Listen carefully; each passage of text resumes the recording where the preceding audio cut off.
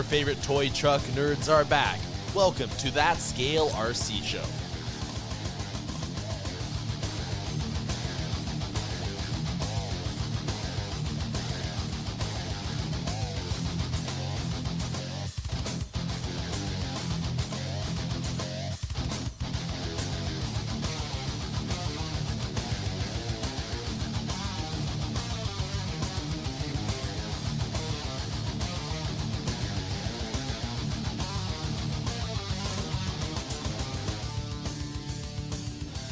We're okay. We are live. Yeah.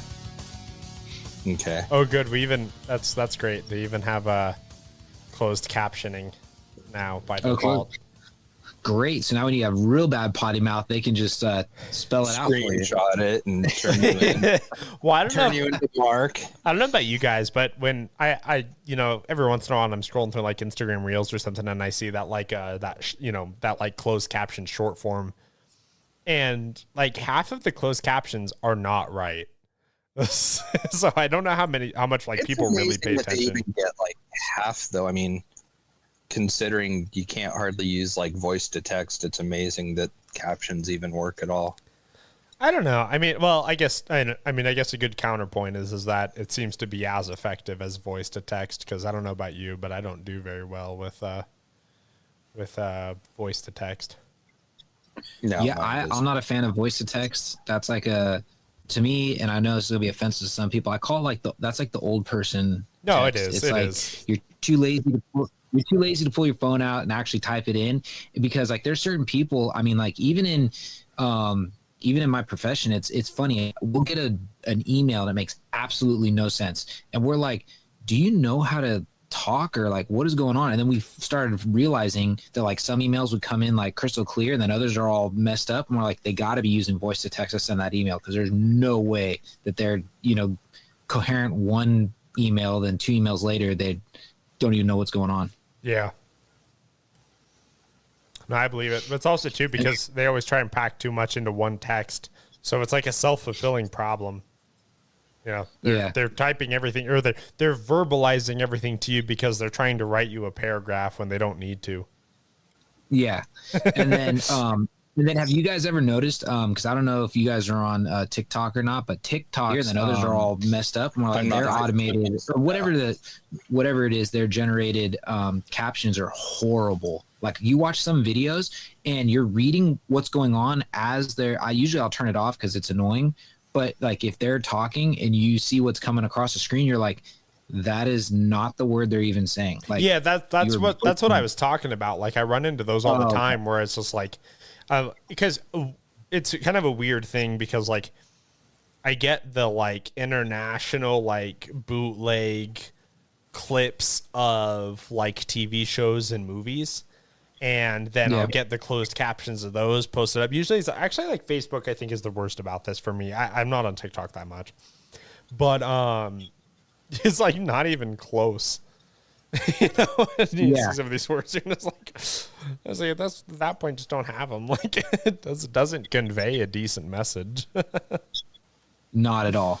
It's funny how that works. Especially like, could you imagine if you like relied on that? So like you're watching a video and you're like, wait, what? Right. And like you can completely ruin someone's like let's say they're putting out some like mission statement for something, and they're like, and it like comes across completely butchered. You just ruin that whole experience for that person. No, genuinely.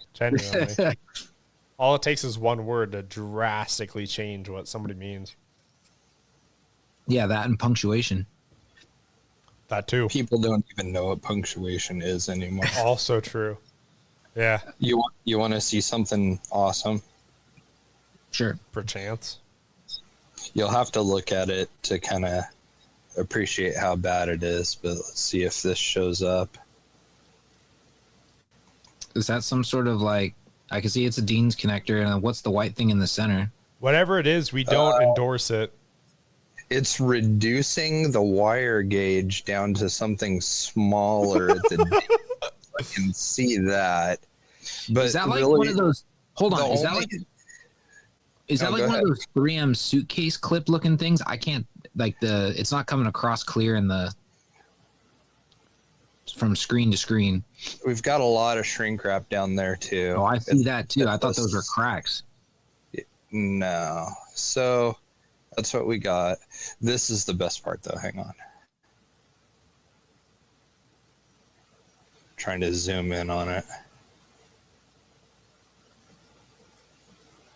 Should be safe, right? You're good, dude. Send it. Yeah. I would like to introduce you to my friend LipoFire. Ty sent me that, and the only thing that accompanied it was this group is full of sadness.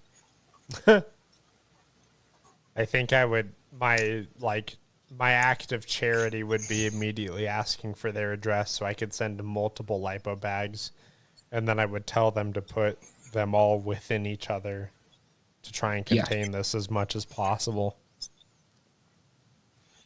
Just ask the guy, should we call the fire department now for you, or do you want us to wait? Yeah. Where do you live so we can watch the local news? Yeah. Seriously. That's pretty crazy. I just thought I'd share that with you guys. No, that's a good kickoff. It'd be a shame if anybody had that, especially this time of year. You don't see that. You don't see that every day, that's for sure. No. I would like to know what those reducers are.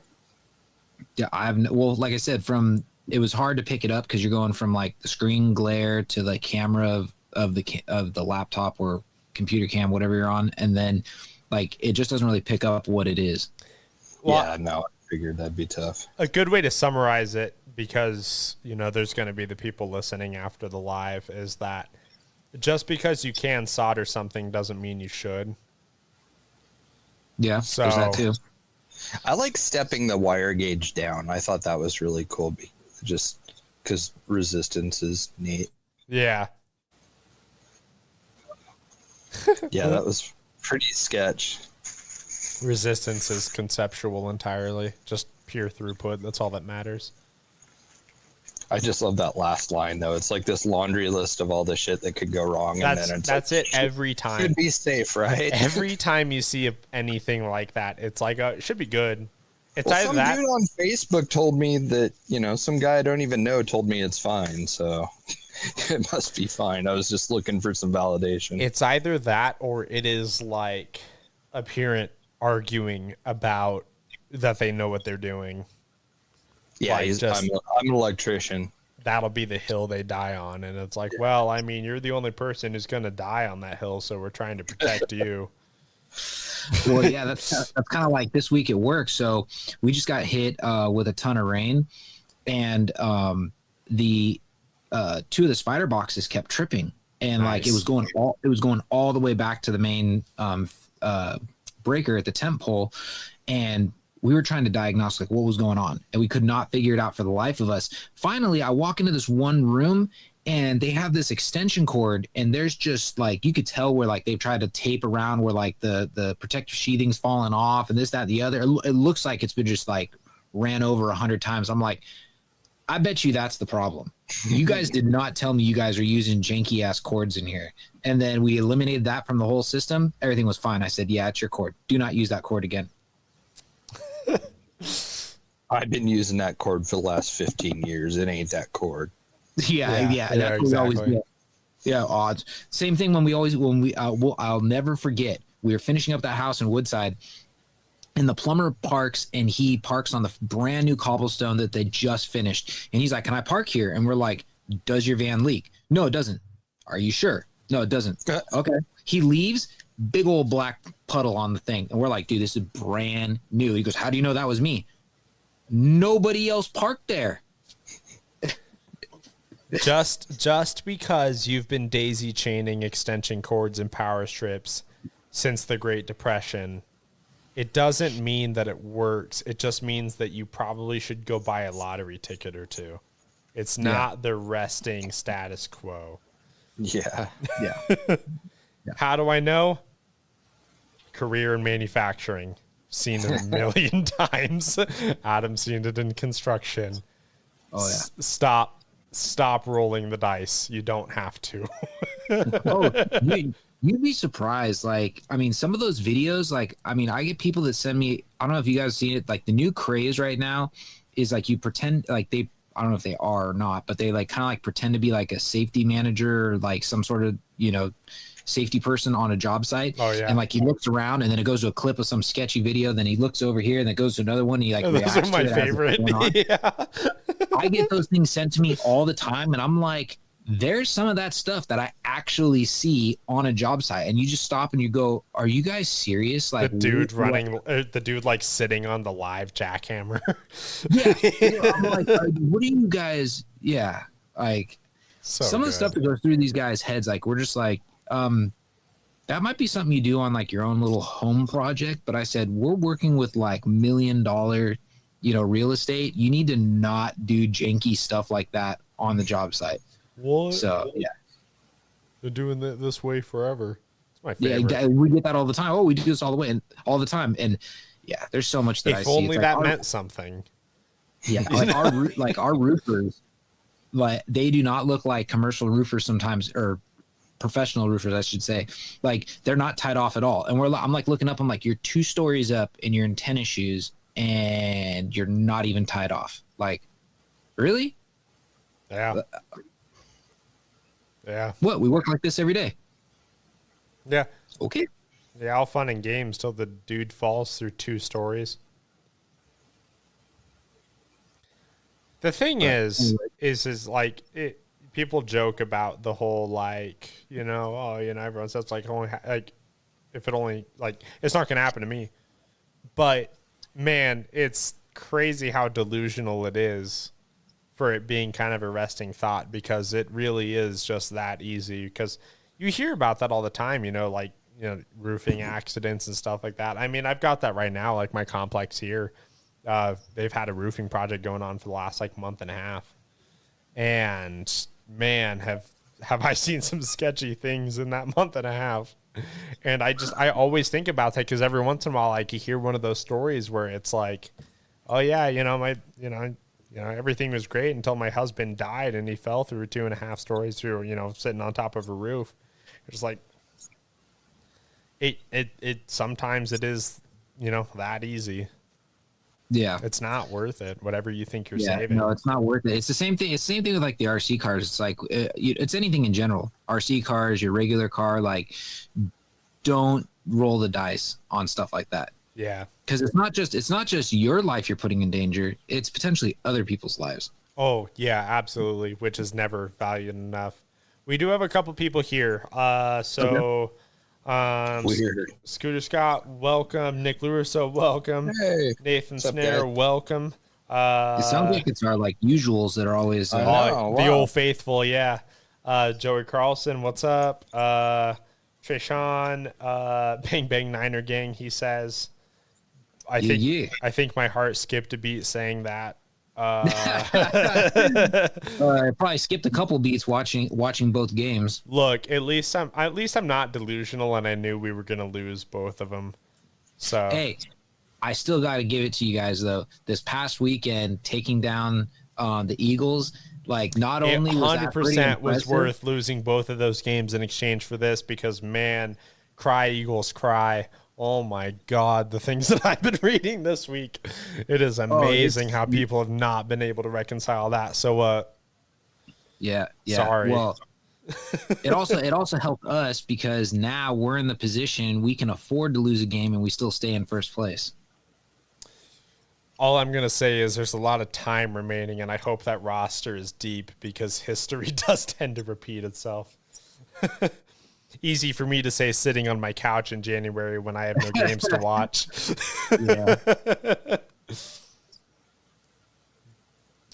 that? Nemo, I don't even know hello. what you guys are talking about. What was that? I said I don't even know what you guys are talking about. It's called sports. There is absolutely none of that in my feed. I didn't see a single thing about any of that anywhere. Not surprised. Living under a rock? Or following like way too many meme pages and stuff. I don't know. Maybe. Memes are pretty much how I stay up on current events anyways. So. Well, it's actually pretty funny you say that because like I've noticed that too. Like the way these algorithms they keep changing. Like sometimes you just like all of a sudden in the middle of the day, or at least for me, I'll be like, wait a second, whatever happened to so and so? I never seen anything from them. And then you search them, and they had like 40 posts. And you're like, how come I've never seen any of these? And then so I'll go and I'll like start scrolling through slowly and like a couple of them to say, okay, is that going to push it back into my feed? Because it just all of a sudden one day just boom, gone. And you're like, I know I still follow them. What the hell happened? The fallacy is that for me, I like to read comments sections a lot because I like to see people like devolve amongst themselves. And you like to see society break down. It's just funny to see like how people won't even read what the other person is saying and then engage in argument. Like it's genuinely interesting. The problem is then algorithms start to think that I am interested in the content that everybody is commenting on, which is not the case. I'm just here for the chaos. So my feed is at least my Facebook feed is very poisoned as a result, where half of it is Taylor Swift at Chiefs games and don't even get me started. Random things here and there that I really couldn't care much about, but I know it causes dissonance. So therefore I am present, but they haven't really worked out a filter for that one yet. Yeah. And then the other one I hate too is when like you scroll over, or sometimes like something will happen and you just kind of like stop and it'll go to like an ad of some sort of whatever.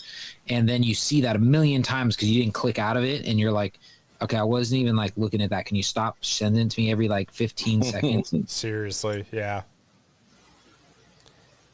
For as complicated as some of these things are, it's amazing how ineffective a lot of it is. And then, of course, like when you want it to work, it doesn't work. No, not at all. You're like lately, I'm doing a lot of research on, because I think after the first, I think I'm going to take the, my SCX 24, the C10, and I think I'm going to do a performance build and kind of go like that route, try to stay under a certain budget because I don't want to go like ridiculously crazy.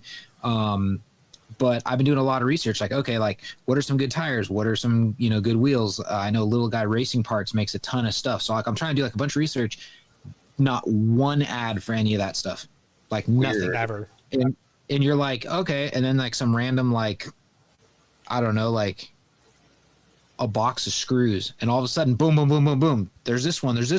And you're like, really? Yeah. Like the only RC content I get that especially ads are my own product. There's that too. It's always a main. It's always a main stuff. And I'm just like, sorry, man, like in a roundabout way, like great. But I was so interested in it that I made it.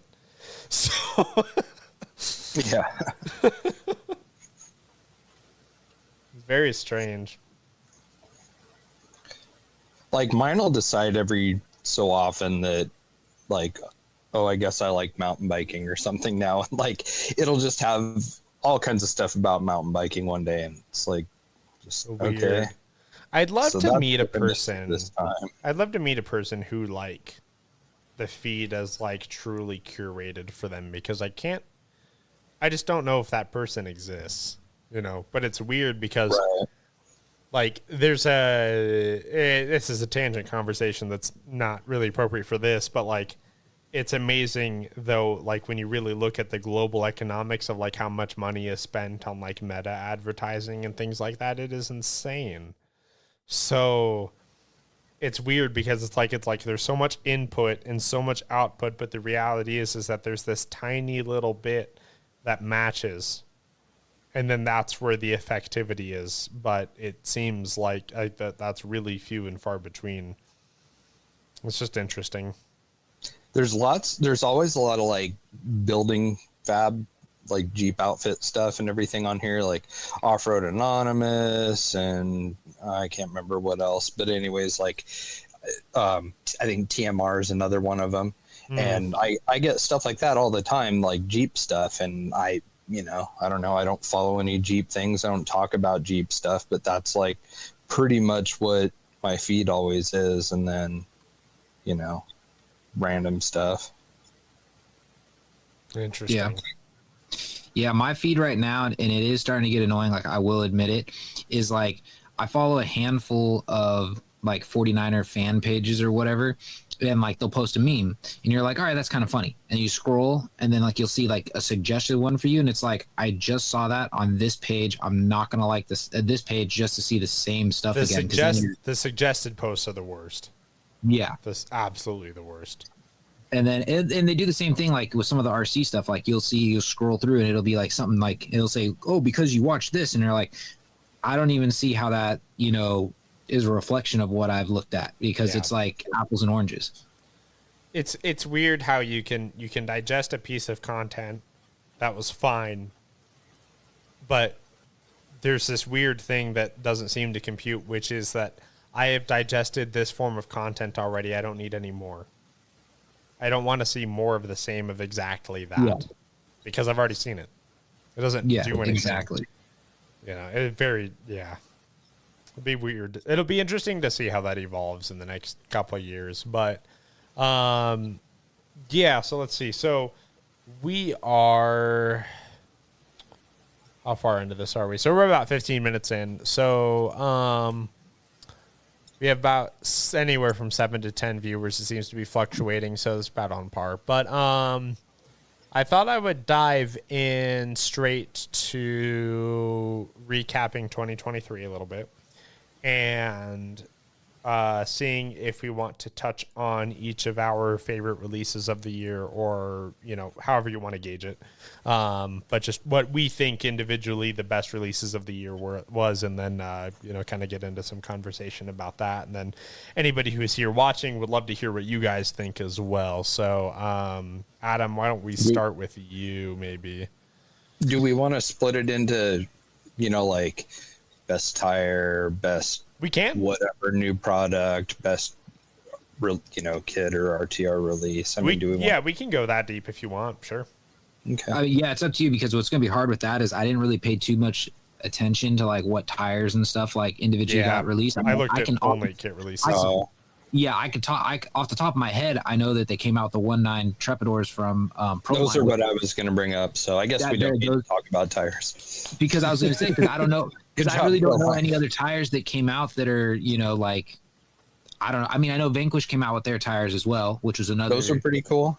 Yeah. So, but I think those are really the only two on the top of my head, because everything else was like, Proline even might have came out with another set of 24th scale tires too. Well, what I saw that was weird today was RC 4-wheel drive makes a BFG. I can't remember which one now. I think it's a KM3 that's a 2.2 that's 4.75 high. Like a brand new tire they released. No, I haven't seen really that. Weird. Yeah. Today was the first time I saw it too. Richard Derry from Crawl Zone posted it actually. Interesting. I'll have to check. I'll have to look for that, because like I said, tire wise, like I said, there's only those ones are the ones that come to the top of my head. But yeah, so I guess if we're going to recap 2023, for me, I would have to say, like, this is probably going to sound biased, but I really did enjoy when the SCX10 Pro came out, because it was like taking a different style of kit that came out there, because they're going for the performance driven, so it was a very much more performance orientated rig. And then shortly after we got the Vanquish, I always butcher what that one is, the carbon one, or is that what it was called? The VS410 carbon, right? Yeah, the VS410 carbon. So very similar, going for the performance, based rig out of the box that you still, have to assemble and put together. Those two, as far as performance wise, you're trying to get a performance rig. I think those ones are really, I would say, top of my list as far as best of 2023. And then if I had to go best like scalar out of the box, would probably have to be that recent Axial, the TJ, that thing, or sorry, CJ7. That thing, like I said, we've gone over in the last episode. That is just, to me, it's just mind blowing how scale it is and how much detail they're putting into it for a company. Like the amount of details they did, let's just say, is more of like a RC 4-wheel drive nerd out. Like you'd be like, okay, I'd expect that with an RC 4-wheel drive, something super scale, something, you know, over the top is, you know, way more scale than actually, you know,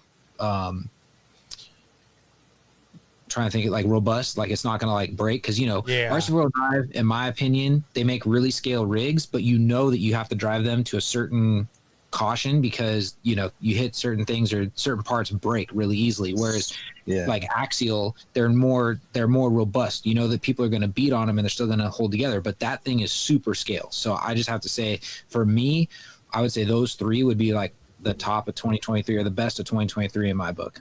That's a pretty tough one to top. The CJ7. You know? Yeah, I mean, that's mine too, honestly. And here's why. It's because one, even contemporary, you know, context, it's a really, really good release. However, if you had it is a bit of a testament to how far scale has come, and we've talked about this on the show before. If this had released 5 years ago, people's brains would have melted. They would have been running around pooping their pants, like screaming like, oh my God, this is crazy. Like, and it's really amazing how we've continued to see each one of these big players continue to just elevate. And I think that between that, and you brought up a really good one with the Pro that I hadn't really factored as much, but like this was a good punchback year for Axial, where I felt that these were a lot of the releases where suddenly they were really ticking customer boxes. And I know that there were the comments here and there about like the inaccuracies about the CJ7 in terms of the state it's bought in. I do think silent majority does prevail here, and I think that people do just want to nitpick. I don't think that was really truly reflective of what people thought of it. I think that was a home run of a release. I really do. Yeah. So it makes me excited to see what's to come, because that was going above and beyond when in a way you didn't need to, but they saw opportunity and excitement in that. Let's make this thing sick, and they did. So yeah, I think that was, and I mean the timing too to finish the year off with that was huge. So yeah, that's got to be mine as well, honestly. And I started noticing they were talking about how, like, being that it came out when it did, like, you might not see it in time for Christmas, or you wouldn't see it around this time. I know Stephen Lee at RC Country up north of me in Sacramento, they've already announced they got a big shipment, and he said they're flying off the shelves. So he said they hit the stores. He posted that they're there, and he's like, they're just going out like left, right, and center. So I'm sure A-Main's got to be getting a batch then soon too. If they're saying Christmas Day for A-Main. Wow. Yeah. You know, it's funny too when we were kind of comparing this to RC 4-wheel drive because of, you know, its level of realism and stuff. This would have been like an $800 subpar release from RC 4-wheel drive. You know, like this would have been such an expensive truck. Well, because I'm surprised that their Miller one's as cheap as it is. I really expected that to be more. Which is what I was just about to bring up. That Miller build, I mean, or the Miller release, what is a really cool release. I think it looks really nice. It fits that niche of like, okay, it's a you know, U4 style rig. It's got everything. It's got every little thing you'd see at King of the Hammers. You know, it's from the side mirrors that fold in, the way that they incorporated the front sway bar through the front of the chassis, like they do on all the real trucks. Yeah. Like that's just like they nailed it on all of the boxes for like how scale it is, you know, how badass it is.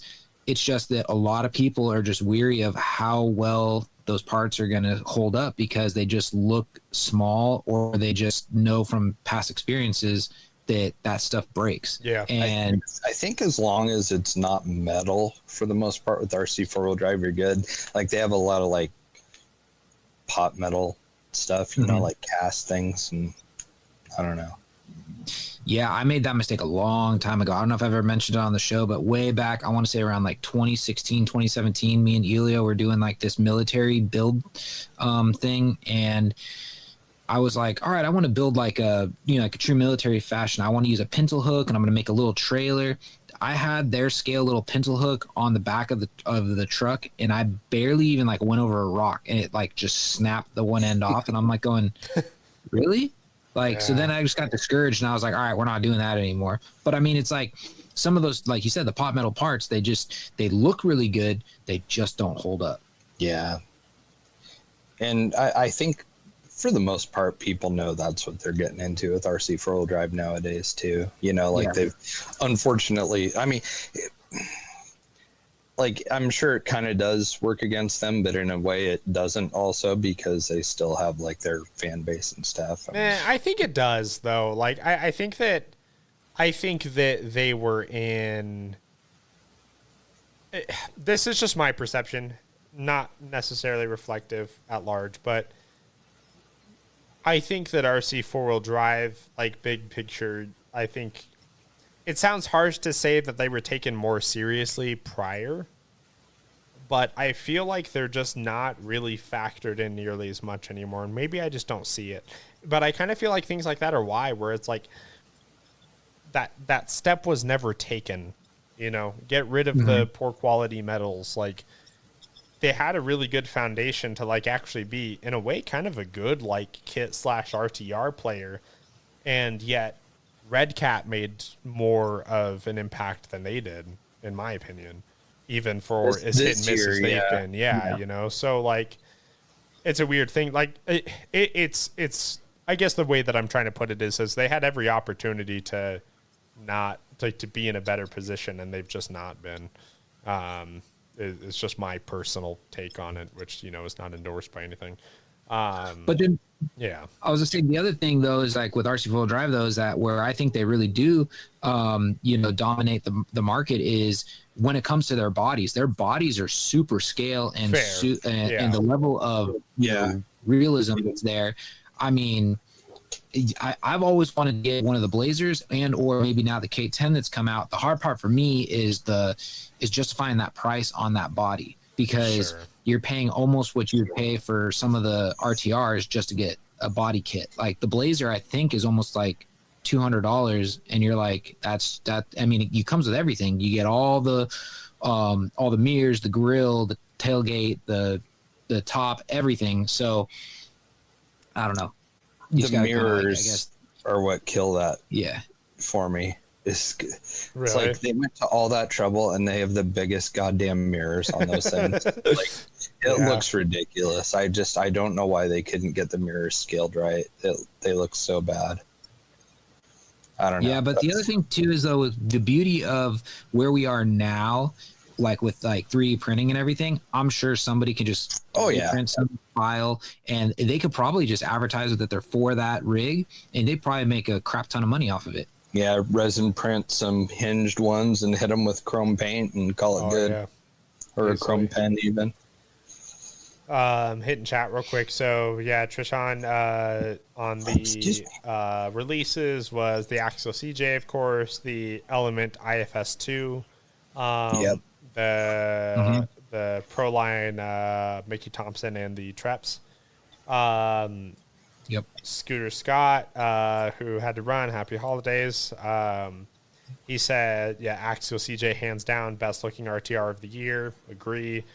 He said his local hobby shop has him already, so he's up in Rock Springs. Nice. So he's got him. He's in Wyoming. So Peter Nielsen said, should have been a TJ, which would have been scale with the coils.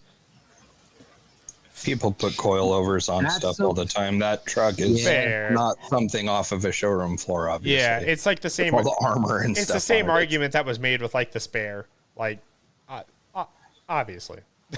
Yeah, I mean, it's like you're buying a truck that's like been built. It's got like tube style skin doors and armor on the quarter panels. Like, I don't know. I mean, I've seen.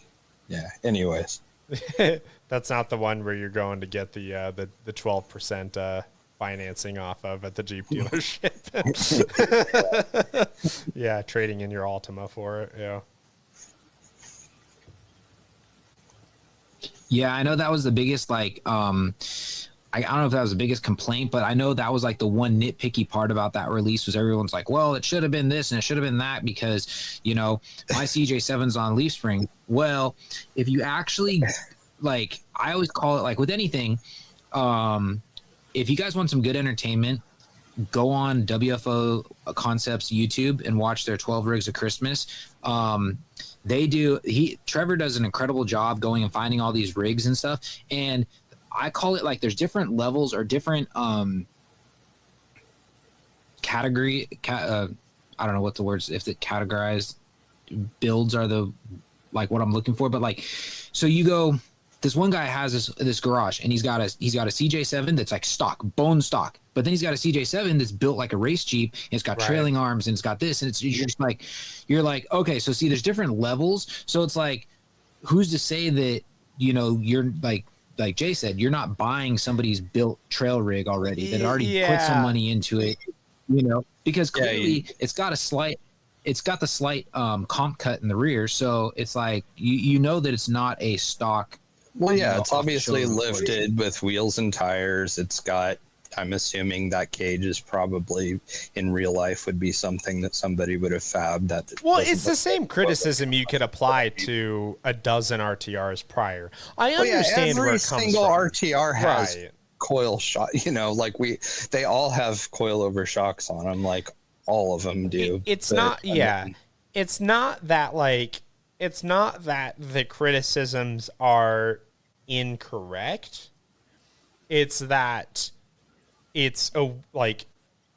feel like this is where like my thing, like it felt very nitpicky to me because it was just like, okay, great, I understand that. But if you look at honestly most RTRs released compared to otherwise, most of them fit into the realm of criticism that you're looking at. It's just that, and again, testament to where the industry's gone. These companies have raised the standard in such a way that they are getting nowhere near the credit they deserve. And not only Axial, but Element, and then at times, you know, some of the others too. But like, again, 5 years ago, brain melting. A lot of what we've seen just this year alone. Mm-hmm. And so that's my thing. It's like, yes, I understand that. Let's take a step back though. And let's really appreciate what a step forward so many of these have made in terms of progressing this all forward. Because if you look at what the last 5 years been, imagine what 5 years from now looks like on releases. It's going to be crazy. And yeah, people are going to have lots to say about those two. That's inevitable. No, there's never going to be 100% satisfaction rate. Everyone is always going to have something to say. Welcome to the internet. For sure. Oh, yeah. And it doesn't necessarily mean them wrong, but again, let's take a step back and let's really appreciate where we sit here, you know? Well, the other thing too that you got to think about this also, I don't know, when it comes to releases and stuff, I'm definitely a big picture guy. And when I see the CJ, to me, that is going to help because now, in order for other manufacturers to justify that $500 to $600 price point, you're going to have an interior. You're going to have a lot of molded plastic accessories. It's stuff like that makes everybody else have to step up their game to be competitive in that category. You know, there'll still be the base camps and the, Sendero SEs and stuff like that. But I think, and this kind of ties into what we were talking about as far as trends and whatnot too, but I really think that's the direction that you're going to see everything start to go. Is if you spend $500 to $600, and probably unless it's a Traxxas, you're probably going to have an interior and stuff. So, but I think that will get progressively better. I don't think it's crazy to think that a couple years from now, around the $350, $400 price point, that you could have interiors almost standard. And that almost becomes expectation. It will start to drill down, we're in the infancy of a lot of this. And I understand, Peter mentioned here too, as a follow up, he's like, I own a TJ and I really want one. Totally get that. You know, I can relate to that especially, you know. So it's like I understand that element of it as well, but I think that it's like in a way I can almost feel more confident than ever, almost kind of saying like I can kind of see that coming. And I can see that applying to a lot of these different, you know, a lot of these different things, you know what I mean? So no, I think it's really cool what it means. Yeah, and just to touch on like or add on what you guys are talking about, it's kind of like the big three in the automotive industry. You know, GM, Ford, and Dodge or Ram, whatever you want to call them now. Ram. You know, one will come out with something, and then the next one comes out with it. So it's always it's going to keep pushing the next, you know, absolutely the next manufacturer to come out with something to try and up the bar. So it is nice to see the competitive side of this to like push, you know, the envelope further than where it was, like Travis was saying 5 years ago. Well, we've talked about this for years. Competition is great, and look what it's done for Scale RC. Yeah. You could argue that across RC, most of RC, that in terms of time span, and even if you look at the last year, and as someone who spent a lot of time in the racing world, this is absolutely true, that Scale RC has seen more progress and more innovation. And it's not even close to me. Like, I've not seen anywhere else. I mean, besides new categories entirely, which was like Losi Pro MX, you know, kind of a one-off. We'll see. But, like, who else has made, like, or what other categories have made the progress that we've made here? And, you know, I'm going to continue to beat that drum because it's rare.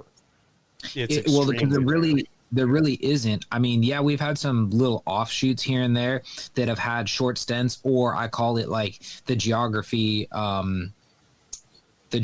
driven. Like, for instance, you know, when the SMT10 came out, it did get popular like everywhere, but then it kind of petered out. But the East Coast and like the Southeast area like actually still stayed on it. And then like when the it was Losi that came out with the other one, right? Yeah. Yeah. So then they came out with it. It's like that all still stays in that little realm. Like you still see people doing, you know, scale monster jams and, you know, all that stuff, but you don't see it like on the West Coast, or you don't see it, you know. There's like a core like northern central California group, and that's really about it on the West Coast. I mean, there's a small amount here that, I don't know, they have races and I think they get probably 15, 20 people, I believe. Yeah.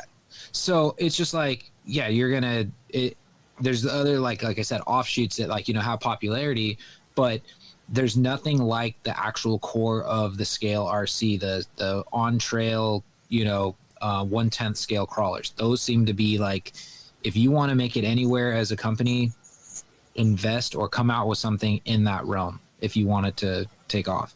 For sure. Some of this is trickling down too. I mean, this kind of falls under Scale RC category too, but that I think it was Pro Boat that did the Blake Wilkie miniature jet boat. That thing is super scaled out too. So now that's a whole nother thing, and I got to say that's got to be a geography thing, because being where I live, I do know that there's a handful of people that go out to like the Delta, or even kind of like out by the inner side of the bay over here on the peninsula, and like they'll do like boat stuff. And then also down south, like in San Diego and stuff, where like Sean Rusin is, they do a ton of boat stuff down there. And I'm sure it's got to be big over in Florida, because similar thing, you're by water. So I think it's like, you know, your person that lives in the middle of Tulsa, Oklahoma, they're not going to go for a pro boat, because what do they have to, you know? Yeah. So I mean, maybe if they have like canals and some smaller lakes and stuff. So, but I do got to say though, like you did touch on something, that pro boat, that whole little like entity has a big following. Like it needs a trailer, and it needs to fit behind whatever's close to, you know, whether it's the SCX6 or whatever. I mean, I've just seen pictures. I've never seen one in person, so I don't know. But like, that's like a neat step in the right direction that is kind of gonna start tying some of this stuff together, which I think is really cool. That would actually be pretty cool, because I know I have that Rockstar boat, and I was gonna do a whole trailer and combo thing. But the problem is that boat is like, technically, if you were to put it next to a 1/10 scale, it's more closer to like maybe an 18th scale boat or 12th scale. So it's not It's really like a 17-foot open bow ski boat. It's like it's not, the eternal struggle. And it looks like an ocean racer. Yeah, exactly. And that's why it's like, so I'm like, I just don't know if I'm ever going to do any. I don't know if I'm ever going to do that, just because there's not a rig that looks scale pulling it. I do wonder if some of this is a result. You know, something you don't hear about a lot anymore that I felt like you used to get a lot of back in the day was like just model building. And maybe these people aren't extroverted, which I could see, but you know, like, I wonder if some of this is kind of a result of, it feels like people don't really build static models anymore and need to see something move.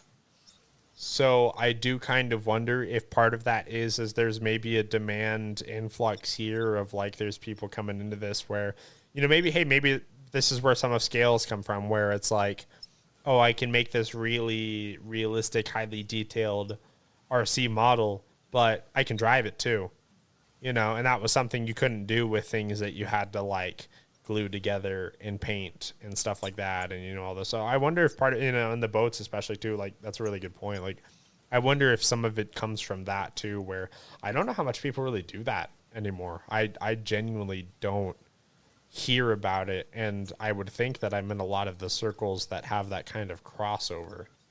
The Sin racing groups, those you see a lot of trailers and boats and stuff, and guys making travel trailers and car haulers and enclosed I mean, I see a lot of stuff like that, but I mean, that's really the only group. I mean, you don't see a lot of trailer stuff in any of the element groups or anything like that. Yeah,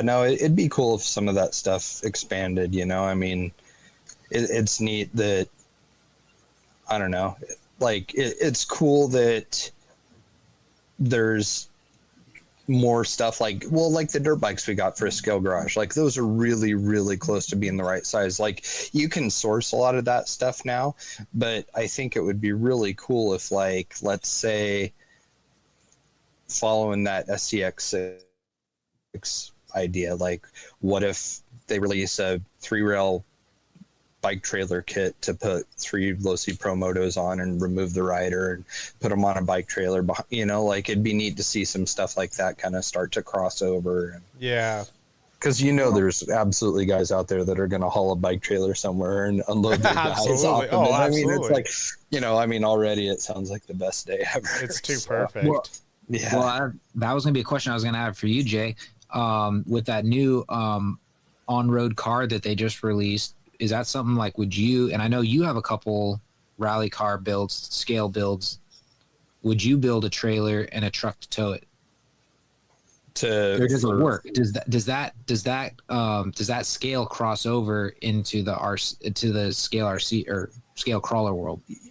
I try to pick bodies that look somewhat normal next to crawlers, like for this stuff, you know, like,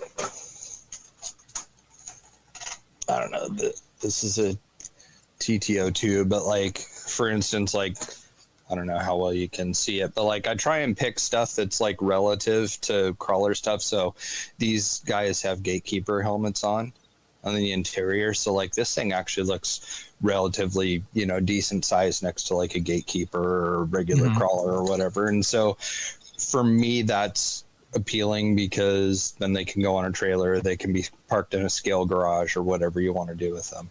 But also, I don't know, pictures and stuff are so important to me that I like everything looking, you know, the right size anyways. But, you know, like, this inspires me to think like, okay, it would be kind of neat to build like an enclosed gooseneck car hauler now, you know, for stuff like this, you know, and like, have it be a double decker with like a lift, you know, I mean, like there's like definitely the desire there. And I think if it wasn't for the scale of these being really close to crawlers, I probably wouldn't even care about this. I mean, like these are fun to drive and everything, but like I think I have almost as many touring cars now as I do like crawler stuff because I like that. Well, because you can look okay together. Well, it can crosslink, right? And that's, you know, that's something that, you know, we've kind of talked about it, but, you know, I've always beaten that drum on the truck bodies where, like, if we can get to a point where across the different RC disciplines that we can really start to commingle a lot of the things like you have done with, like, the rally cars, for example, you know, then the fun ceiling just continues to be raised, right? So... And I think not necessarily as, you know, means of intent, but I do think that just that's naturally began to happen.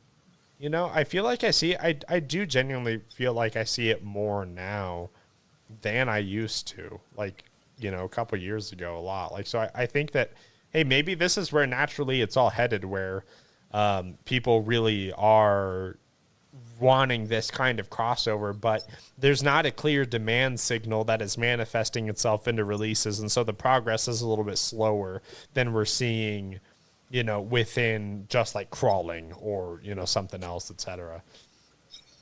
Yeah, I think the hard part for manufacturers, like you said, not seeing the clear calling for it or the clear demand for it, is because that's like a big risk versus reward kind of thing. Oh, it's like, huge. You invest this much time, this much R&D coming out with like a specific trailer for a specific car, and then they got to come up with, well, if they want this to be behind any vehicle, do we make like a universal hitch that can mount to any car, or is that up to you? And then you got to figure it out.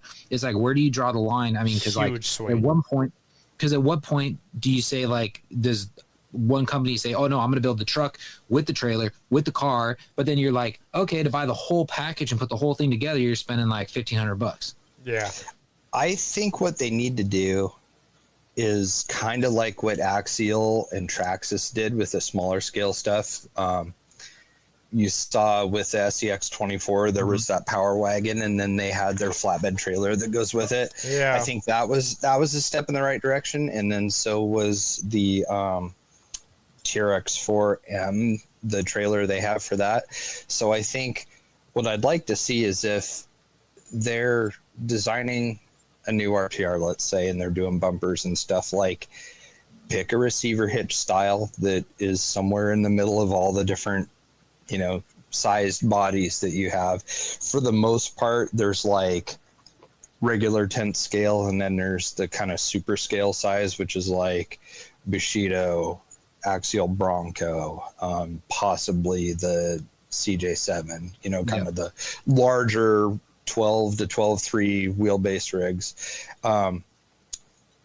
With those aside, try and get something that's going to work for everything across your product line. So let's say you're going to do a receiver on all of your bumpers or whatever, or your, you know, frame end caps, the bumper mounts, say 1/4 inch, you know, so they're going to all take a 1/4 inch stinger, put a stinger on your parts tree, start doing stuff like that, and then have it be like proprietary for your brand, you know, and you've got a hitch that'll work on it in a trailer and stuff, you know, like, because it makes me wonder, like, what's Red Cat doing with their flatbed trailer and then that COE body too.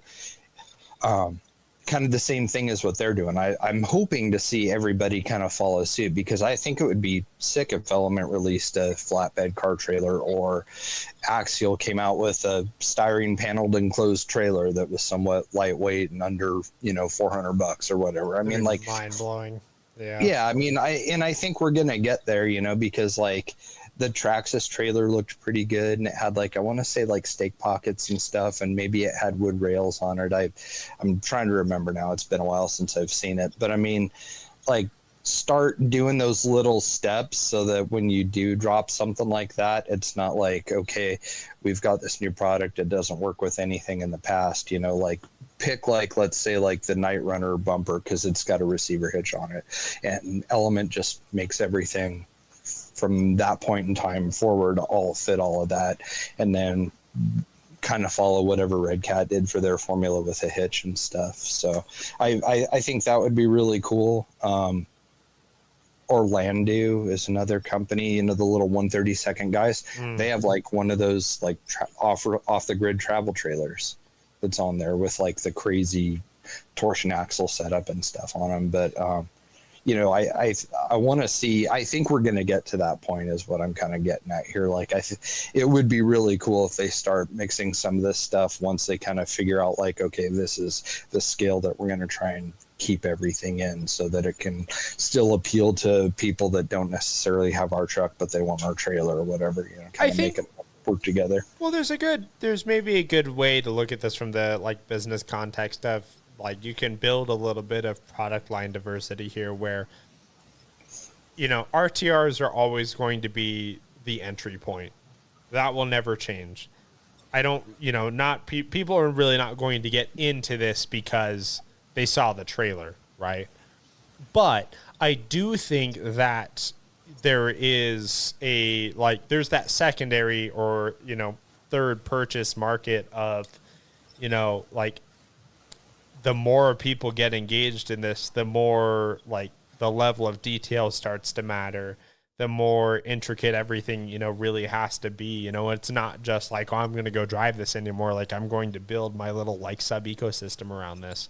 And so I really do think then that, to what your point is like, yeah, you can really start, like, I think some of these brands could really start introducing some of those things, because in a manner of speaking, it is kind of a slippery slope to that point for the people who really get, who do nerd out on that sort of thing. And, while I understand, maybe we're overemphasizing what that market really looks at. Look at that CJ7. There was a point where it's everything I said of like when it would come out, like how people would have thought about it, but all of the scale, detail, and everything that's come with that and everything too, like there was a point where that just didn't matter as much to people. Like that just didn't. And because they were going to put a different body on it anyways. Right. Now you're seeing a big shift there where it's like, no, like there's some like weight to this. There's some value, so you can like I think that you can absolutely just take that a step further. And then the other thing, just touching on the whole CJ7 thing, is I think it's also interesting that G-Made has that teaser shot of their rig that's coming out that I think they're calling like the Spider or something like that. Oh, and it looks like a comp cut. Like probably a performance truck. Yeah, which is kind of interesting because that's like another brand that kind of like, lack of better words, like lives in the shadows, because it's like they surface with something that's kind of like, interesting and cool, and then like they just kind of like peter off and nobody really talks for about like them. years.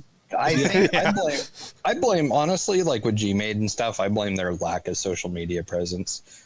Like Element and Axial, like they're always putting stuff in people's faces, even if it's something that dropped 6 months ago, they'll keep it in rotation and stuff. And you just don't see that with some of these others, like they neglect that out, having that like kind of a media outlet. They really neglect having that at their disposal because it really works well for everybody else. But yeah, they're just, if I was Red Cat or G-Made or one of those small brands, like I would be hustling so hard on social media. Well, think about it this way too, just real quick. Like, imagine though, G-Made has come out with some pretty decent releases scattered throughout the years. But the other thing that affords you, if you really put that work in and you really build that presence, is you get good customer feedback. A company like G-Made has all the potential in the world to be a major player. And that is honestly, to me, that is the sole reason they aren't. And by nature of them not doing that, they don't have the same in-touch factor that, Axial and Element has, which is what a lot of these companies lack. But the product is plenty good enough if they get that part right. Yeah, they need some help. They really do. Yeah, like I don't say that being mean. Genuinely though, like find some American ambassadors or find a distributor that can also really help you on the promotional front. And fast forward through 2-3 years from now, see how that changes. And we'll be talking, and I would like stand that ground, like, and see how we start talking about them as compared to, all these other brands. And the same could be said about Red Cat. The criticism that I've had of Red Cat before, I don't know if I phrased it as much though, is that I don't know if Red Cat really understands who they want to be. They seem to be really caught in between like, do they want to be like scale crawler player, or do they want to be Walmart RC car? And they really seem to struggle with like there's great prospects in both, but they really seem to struggle picking that direction on some of these releases. Like, they don't know who they want to target. Less basher kaiju rigs, because honestly, like, it's tough to compete with Arma and Traxxas. It is. Associated has trouble competing with Arma and Traxxas in the basher department even, get out of that. If you can't offer, especially if in the basher market, if you can't have something that's as durable as Traxxas, you're going to get shredded apart on Facebook groups anyways. And it's like, what I would do with them is stick with the scale stuff, because they're doing it really well. All the releases have been pretty rad this year. I even think their MOA entry level thing was kind of cool. It definitely has its place for $200. Mm-hmm. Focus on that. Focus on the lowriders and stuff. Maybe start working on some scale drift cars now that they have a good platform for that. And really get after all of that, but be present in the Facebook groups, because I think that is a huge ingredient to Element's success, is they're active and you have a community. And so you've got that feedback that you were talking about, Trav. Red Cat and Gmade don't have that, they don't have their team of guys in-house or social media like we do with Element, handling questions and stuff and posting resources. And, they don't have that. And just those simple little things would strengthen their brand so much and start moving away from some of the really crappy stuff that they're getting through a wholesaler and having their name put on the body, with stickers or whatever, because some of that stuff is just like very generic, like AliExpress type stuff that they sell. Just consider too,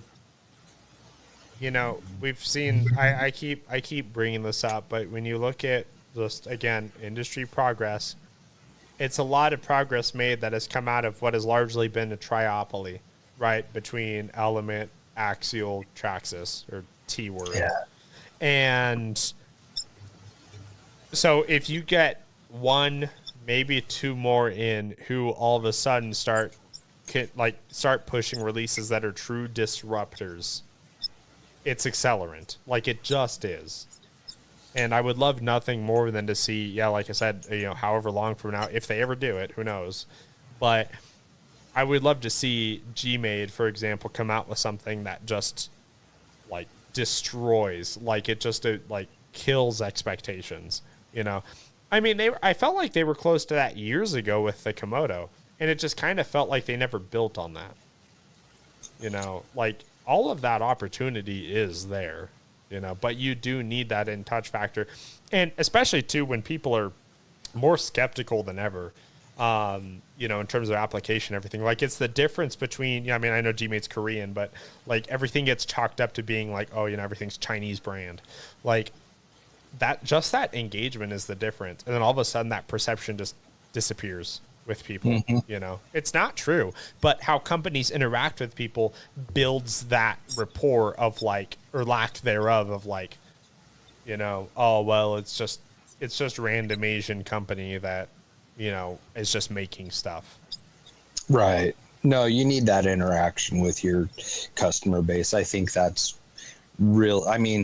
They're getting by doing what they're doing, But I think in order to make waves the way Element has, for example, you have to have that kind of social media presence, even if it's just in the form of a product support group. You know what I mean? Like, we're in a period where you have to be accessible that way, because that is what's going to help generate sales. You know, people know that Element has a strong aftermarket support and customer base. And, you know, I mean, it's not every day that you can have one of the engineers that designed one of the cars there in the chat answering questions and stuff. I mean, it's really rare that you see that. And that's the type of thing that it's going to take to continue to be successful for the people that are doing it. And then, of course, you know, the ones that are just kind of getting by with a couple releases here and there and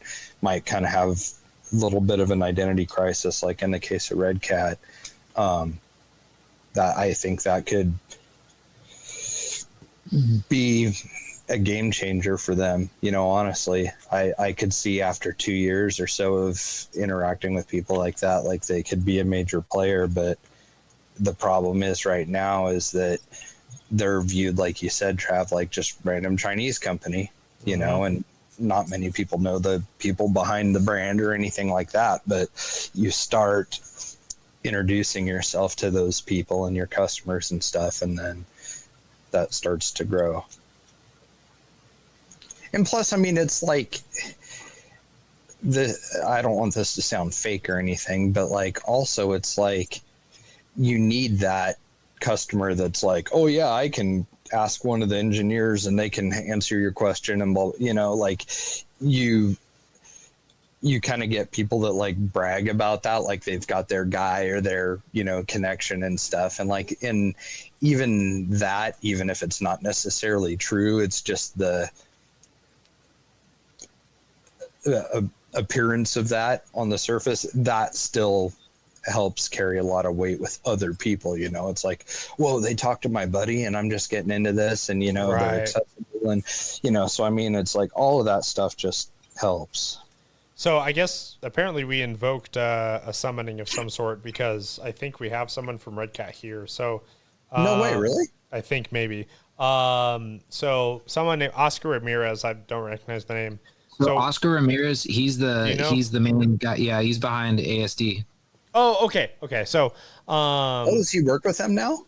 Mm-hmm. He's been with them for a while. So I was gonna say, so Oscar, cool. Actually, he runs the social media side. I do know he's got a lot more influence with the lowrider, if I'm not mistaken. But yeah, he does do the. Okay, so that's just it. They need somebody like that, but like, I need to know that Oscar's the guy, and like, you know, everybody does. You know what I'm saying? Like that. I mean. Yeah, that's great, because that's somebody from our community that we already know. So so what he was saying was right there. What he was saying was, it's not rare at all. We have our engineers involved in each of our product pages. They spend time on the Red Cat Live, approachable to the community. Okay, so that's great. So then what that tells me then is, okay, so it's still very much work in progress. Right. You know, like these things take time to really build that establishment. Absolutely. This is not an overnight thing where all of a sudden you're just going to be like, oh, I'm going to engage with my customers now. And then, you know, next day, like, you know, this is materialized between all of your interaction and your products. Right. You know, there's roadmaps that are affected by this for sure. So that's killer. So, you know, that's what I would like to see just more of from some of the smaller brands, because like I said, I think there's plenty of opportunity there. For as much as we've seen in the competitiveness created by a lot of these releases, like I said, it's still very much a triopoly. And it's just kind of these three poking stabs. I mean, Traxxas kind of pretends that nobody else exists and whatever. But, you know, like, I think that then, too, like I said, there's just tons of canvas here for everybody to start painting strokes. There just is, you know. So, like I said, I'm still going to maintain my point. I don't really know what Red Cat wants to be. But, you know, so I'd love to see that get ironed out. And then I would love to see Gmade really, like, plant a foot. You know, like, at a distance, the product seems really good if they can figure like out like like making something that people truly want. It kind of feels like they feel like they're halfway there. I feel like they could do it on the quality aspect. I've never heard anything bad about anything that Gmade makes. You know, I've never even really heard that about anything that Red Cat makes. For everything that I've heard, like Red Cat quality is on par with everybody else. They make good product. They've taken good strides there. It's just the demand signaling, you know? So again, work in progress, but again, I would love to see that, you know, just really start to take shape with some of these, because I would love to have, as a consumer in this, I would love to have the choice between 5, 6, 7 different brands that are all making things that are largely on par with each other. You know? Yeah. You think about how great this is now. They're right on the cusp of it, you know, like I really think so too. Yes. Too. And I mean, I don't know. I hope that he doesn't take it as, you know, we were being mean or harsh or overly critical or anything like that. It's like, I'm rooting for him, you know, and I think bringing somebody like Oscar in was hopefully a step in the right direction to where they're going to do that. And then start to release more things like the COE truck and the trailer and everything, because they're really on the right path with all of that stuff. I mean, those were major releases this year. Yeah, I think they're big. I think their release this year that I would have to rank as like their best would have to be the Ascent. It's the Ascent or the Ascent. Ascent. What is it? Yeah. The comp truck. Yeah, the comp truck, because I think that actually you know, it shows that like, okay, they're kind of watching what's happening. That had a good trans design, didn't it? Yes, it was kind of like the Pro, wasn't it? Yep, it's similar to the Pro, similar to the Vanquish. It's the motor forward, low hung, so that way you're getting the forward biased weight. Actually, it's funny, as we were doing this, my buddy, who's not even in the RC world, he has like no clue. Like, he knows that I do RC stuff.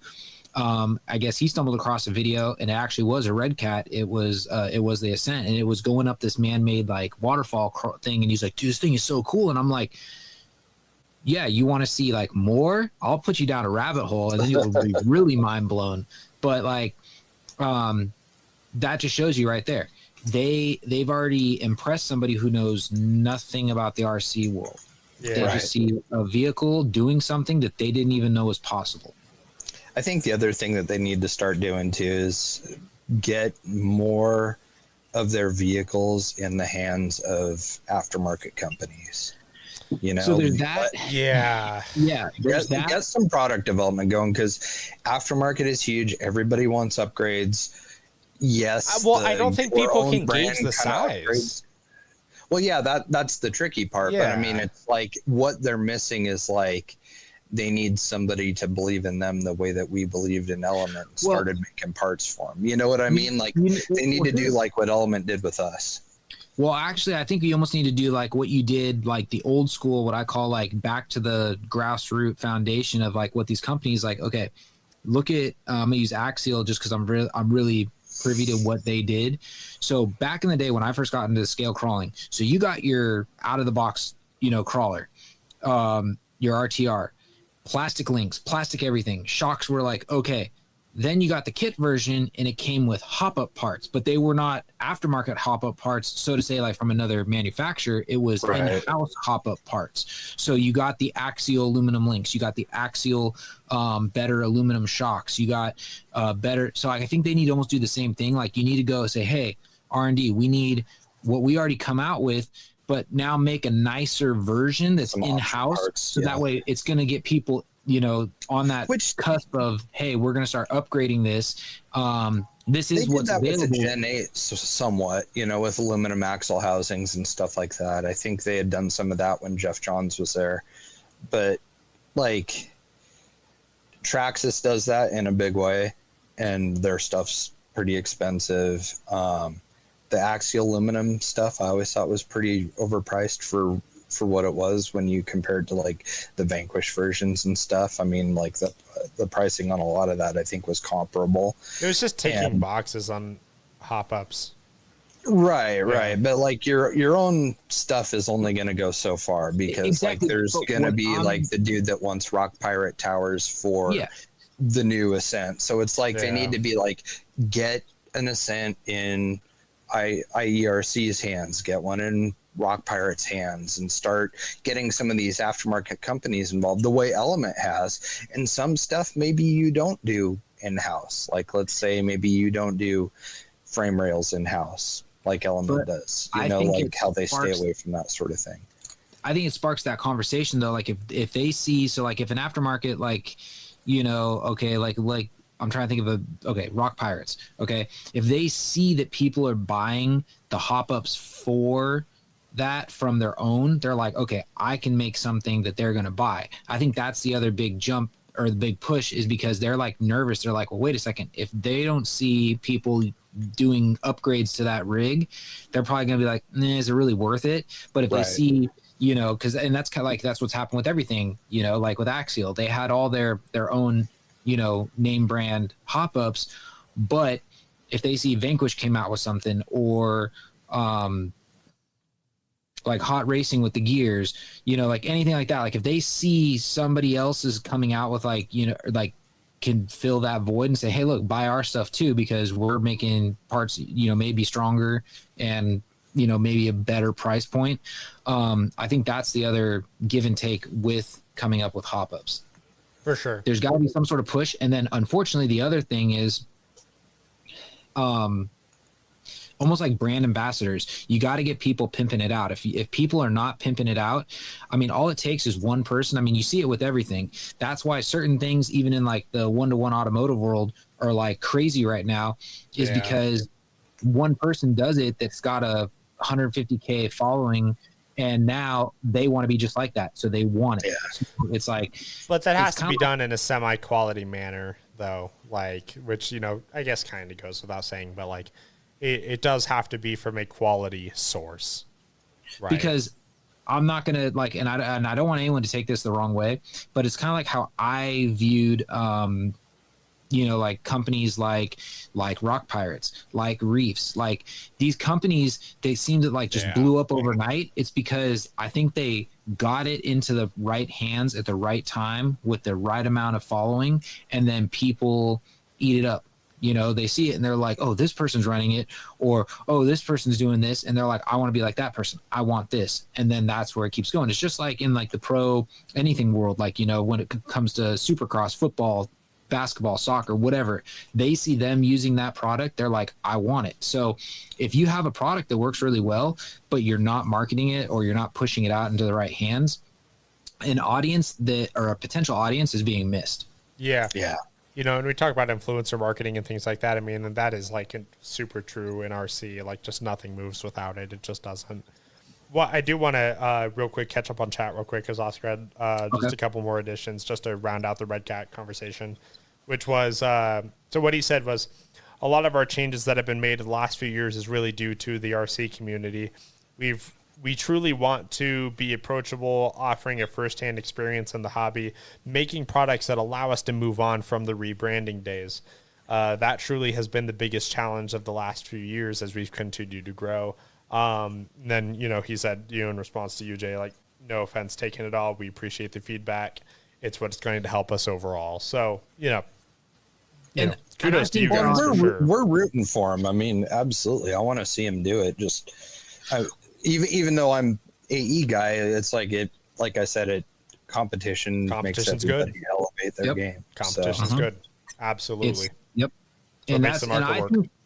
I think they're on the cusp of doing that. Like, I can see, give it another year of some solid pushing, they could have that push into the next level.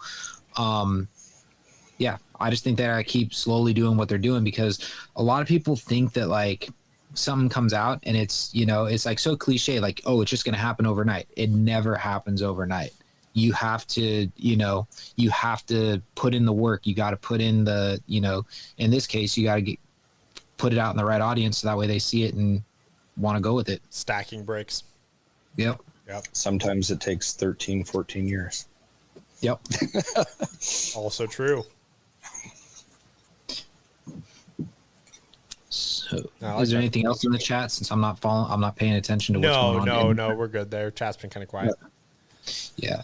Well, you know, I've noticed that unless you're like some crazy RC like industry person, the chats never seem to be crazy. It doesn't matter who it is.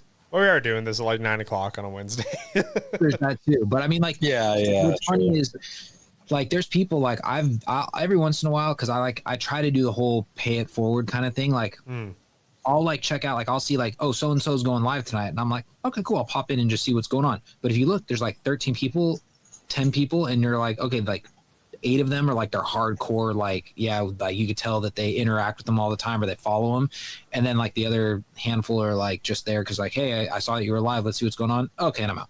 I mean, people these days, the attention span, it's just hard. It's hard to keep people engaged. No, it is. Real quick, Western Man's dropped in. Happy holidays, guys, from down under. What's up? I think it's morning. I was gonna say, or midday for him. It's gotta be, yeah, it's like the following day, and it is early. What, the middle of Thursday in Australia? Yeah. Yeah. Well, hello. Happy holidays. Let's see. So I guess since we've actually been going for hour 20-ish. So I guess a good, the future. Yeah. Tell us what happens. I guess we could get into, and I don't know how much we've thought about this, but maybe in a way to wrap up here for predictions for 2024. I know it's kind of a cliche topic generally, but what do we think is going to happen next year for a Scale RC? What are the next steps? Interiors. That's always a hard one, because it's like right when you think you've come up with something, you're just like, or like what's next? Somebody comes up with something, they tweak something, and you're just like, I didn't even know that was possible. Like, I didn't even know that was a thing. I see. There's got to be an answer to the CJ7. There's got to be an attempt of a response from one of the other big vendors. That has to be. Like, I'd like to see Element make a move there. So I see that coming in 2024. I mean, honestly, the comp thing in 2024 it's still moving strong. Like, you got like small groups of it, but like that's what got me thinking about the LCG movement. Well, yeah, but you can kind of call it that, really. Part 2. Yeah. But the thing that I'm kind of like, I don't know. I think the LCG, it's all helpful. Everything's helpful to an extent. And then you like where do you draw the line? Because I've had this battle with Michelle's dad, because some people at one of the local events was telling us, you guys should get the flat belly skid for the Capra. Makes it so much easier. You don't get hung up on everything. And I'm like, and then I did a lot of research, and I'm like, yeah, but do you know how much that raises the center of gravity? Well, like, and it changes your link geometry and everything. I'm like, I said, I'd rather stay with what you got. I said, I think it works better. And he's like, oh no, then you're not getting hung up. And I'm like, and we got this battle. Like, how often does he get hung up? I mean, goddamn, the thing's got portals on it. I don't know. I never got hung up with my Capra ever. So Jay, you've never been out with him. He doesn't drive. Okay, so he's a almost 70-year-old man who drives like a 5-year-old. Like, you know, like, it's kind of like there's no finesse to it. It's like start going and then skinny pedal, full throttle, right up over it with an RC car. And it's just like I'm like you gotta like finesse it. You go a lot better if you just finesse it. And he's like, I am, and I'm like, no, you're not. So, but yeah, slower is faster in almost any situation in life. Well, it really can't be. Well, he finally paid attention to my 4-wheel steer on my Capra enough to where he's like, when he was getting his Capra, I'm like, do you want the regular Capra or you want the 4-wheel steer? He's like, I want the 4-wheel steer because I want to see what it's about. Now he like won't go back from it. He like won't touch any other car because he's like, can I do 4-wheel steer on this? Can I do 4-wheel steer? And I'm like, you can do 4-wheel steer on almost anything if you want to like buy the parts for it. But I have it on one thing, and I've never felt the need to do more of it. You know, so like the 4-wheel steer, it's one of those things. Like I use it as like your ultimate plan B. That's how I use it. It's like if you're trying to line up to something and you're just going for a casual run. Like, that's a good way to put that. Because like when I'm doing a casual run or whatever, I'm at an event that I'm not going for points. I'm not going for trying to hit gates or whatever. I'm just like, all right, we're going along. I want to keep the flow of traffic going. Okay, if I get lined up wrong, I'm like, okay, put in 4-wheel steer and try to like reposition it, then I turn it off and I keep going. He Yeah. leaves his in 4-wheel steer like the whole time. Well, like, I kind of get it because it's fun to watch. I mean, and I'm like sitting here going, I'm like, you do know that that's going to hurt you when you start going up this rock, because you need this tire, you need your rear tire to hook at this point. If it's turning while the other one's turning, because that's the other thing too, is we both are Spectrum guys. So Spectrum doesn't do the whole individual steering that well. At least I've never got it to be not glitchy or screwed up. So like, for instance, my DX5 actually has settings for 4-wheel steer, where his DX4, it kind of has it. It has the mixing, but I had to fine tune it a little bit. It's not as easy as on my remote. So what I'm getting at is like, they give you like almost like presets. So you hit a button, it switches it into, in his case, mixing, mine 4-wheel steer, and you pick which profile, crab walk, whatever you want to call the other one, this where they go the same way. So like you can make like a tighter turn, or like mine, I have a third setting where I call it the forklift, where the rear steers but the front stays straight. I never use anything other than the tighter steering one, where they like turn in the same direction so you can like make it around something, because I find that being a little more helpful, because I've never really been like, I think like once I've been on an obstacle and I'm like, oh, I can't get up over it. But if I crab walked over like an inch, I'd be able to get up this line easier. I've never really, I think I did. Oh, really? See, I've ran into that. I've used crab more than I thought I would, but like how I've got my radio set up, because I have a DX5C. I think it's the same one you have. Yeah. Yep. So I have my rear steer on a 3-position switch. So like middle is center, and then it's like full throw left, full throw right. Then I can like go, turn right and have it be tight turning radius, or I can have it crab or whatever, and like to keep it to where it's somewhat a fluid motion on the radio, I have one of the switches that's around the wheel that does it. And so when I'm turning, I can brush it with my finger if I need to, and get it to turn about the same time I'm, and so that's kind of the way that I operate it, or, independently. Well, see, so I had a problem when I tried to independently do mine, like at least with, maybe it was just user error. I couldn't get it to like mix right. Like it, like one like slowed down while the other one was like faster, or one like would like shake while the other one was. So I just was like, okay, I'm just going to use the 4-wheel steer presets and just be done with it. Huh. At least that's what happened. That is really strange. I've never had any like weird glitching or strange things. Like I tried to run this off of a Fly Sky radio a long time ago with rear steer, and that sucked. Like that was not an easy thing. There's some people, and I don't know if they use Fly Sky or what they use, but like there's this kid, I got to look him up on Instagram, but there's this kid and he's like phenomenal with rear steer. He's I think he's part of like the whole, I call it the Utah desert scene. Like there's a lot of those Utah crawler guys that have like crazy, like, comp style rigs, and this kid's got one, and he's got the rear steer, I think on what's the one called where like linear, is it linear, where like you can completely move it, like there's no like left goes left, center is center, then right's right, like it's not 3-position, it's like full or momentary. Like he can actually like, so he can actually fine tune it as he's driving, and it's a trick. So he's like just clicking it, just click. Yep. I wonder if I could do that with my Sandwalk, because I have a dial on mine that has full range of. Yeah, so I bet I could. So he does it with that, and like he makes some of the stuff look super easy that he crawls up, because all of a sudden like you just see like he's already turning one way, and then like the rear's slightly turning a little bit this way, a little bit that way, and then like it's straight. And then I don't know if it's got some way that like you let go, it automatically straightens out or what, but like I don't know. Yeah, that would be the tricky part, is trying to have it find center again. I don't know. I've never been great with radio programming at all. Like it just. I'm one of those, like I got introduced to Spectrum way back when I got started, and it all started with actually, I think I finally got rid of it. I had a DX2.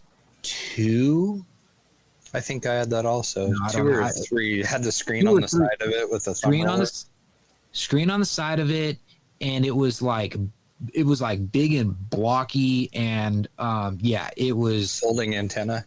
Yep, folding antenna. Yeah. Mm-hmm. Yep, I had one of those. Dude, it was like, it's just funny, like to see like that's like what you started out with, and like the stuff that you have now, you can damn near watch a movie on the back of it. So Oh yeah, no, I think we had DX3Cs when we started. Both radios the thumb selector wheel died on. Sent them back, had them repaired. I went to a DX4R Pro.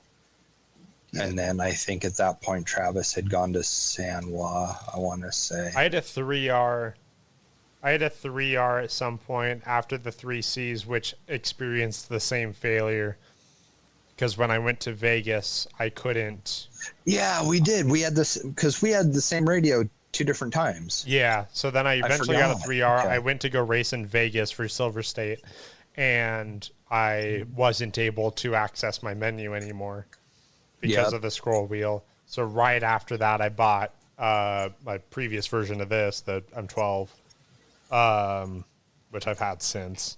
And I went to just go grab this because I've gotten a million different dials on this thing, but none of them are spring tensioned, which isn't the worst thing, but I do have a like limited, let's see if I can see it here, like full run dial here that I think would probably actually be pretty sick, because there is a detent in the middle here where you have neutral, very subtle, but it does click into place.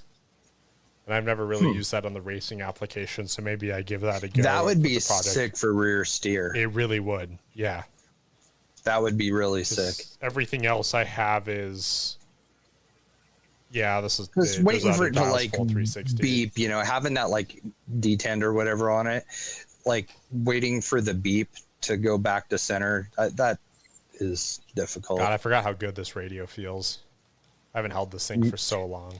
Mjolnir, yeah, it is giant, but man, it is the most comfortable thing I've ever had. It needs in my a life. leather wrapped grip and painted silver. I'm surprised I can carry it. I didn't think I was worthy anymore.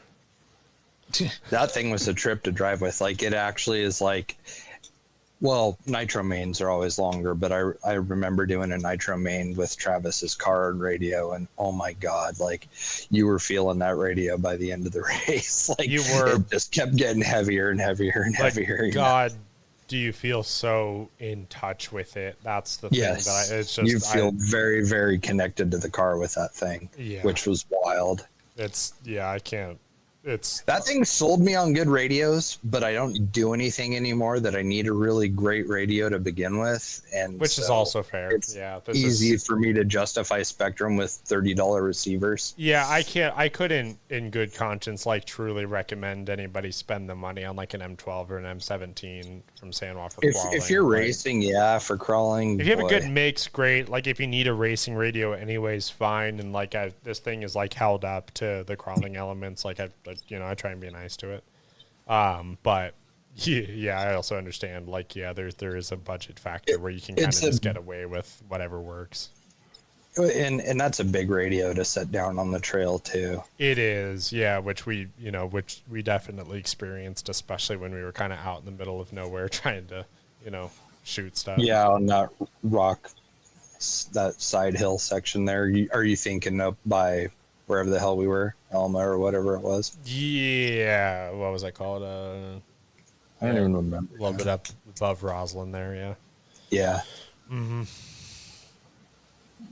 You know what's funny, and just kind of reflecting back on stuff that's been released this year, was the I-beam kit. I honestly... We've not talked about it hardly at all, have we? No, and I really expected somebody else to go after IFS after Element did. I was surprised to see him do beams. I think that is a pretty rad choice that they made. It's not like beams are popular on pre-runners that are more like the budget builds and stuff, because you can get a lot of wheel travel out of it. They're rarely simple, or I mean, they're fairly simple, not rarely simple.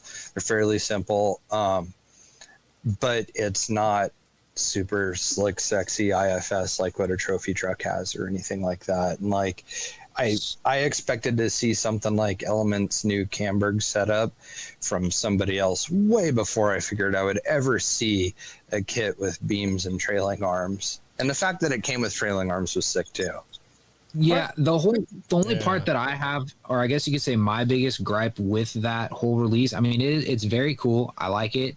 My whole, like I said, problem that I have is it's two-wheel drive. So like Elements is four-wheel drive still. So like if you want, you're not sacrificing, like one of the elements. Like you're like, okay, if I wanted to turn my solid axle rig to an IFS rig, at least you still know you have four-wheel drive.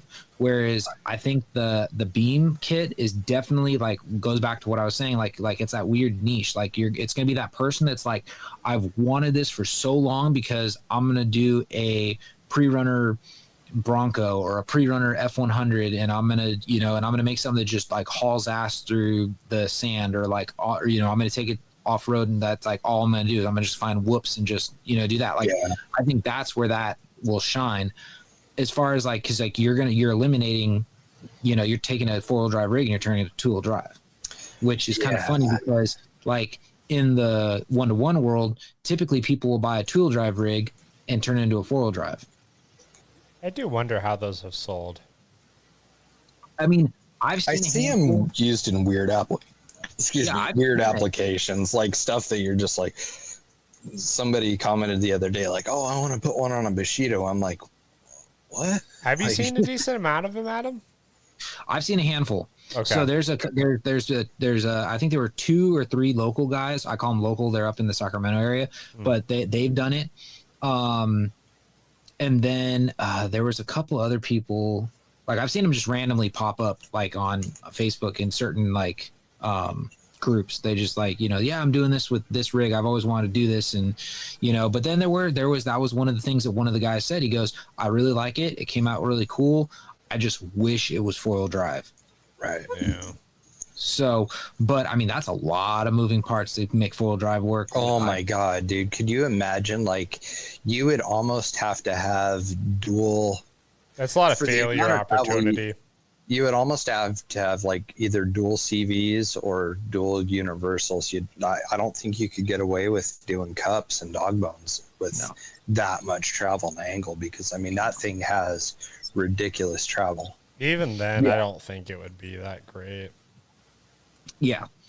Well, especially I mean, like for four-wheel drive, that's going to help in like sand or muddy situations or dirt and stuff. But the problem is it's like that's still all that truck's good for, whether it's two-wheel drive or four-wheel drive, because the amount of like positive camber that you get once it's drooped out, you get into any kind of like a weird side hill situation or articulating, and you've got funky contact patches with the tires, and it's really still not good for much than it would be two-wheel drive. This is harsher than I mean it to sound, and tell me if I'm being unfair, but it does kind of feel like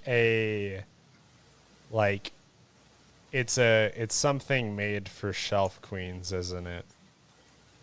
I kind of really maybe. I kind of feel like I would do a build like that, and then I would never go try and drive it, because what would I do?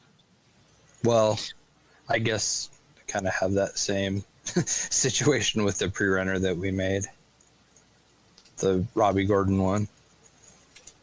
Yeah, somewhat. I suppose. I guess that's a good point. Hiking trails and stuff. I mean, that's fun. I think there's opportunity for it, but it's I guess that's fair. Crawler or something, but I mean, no, I don't know.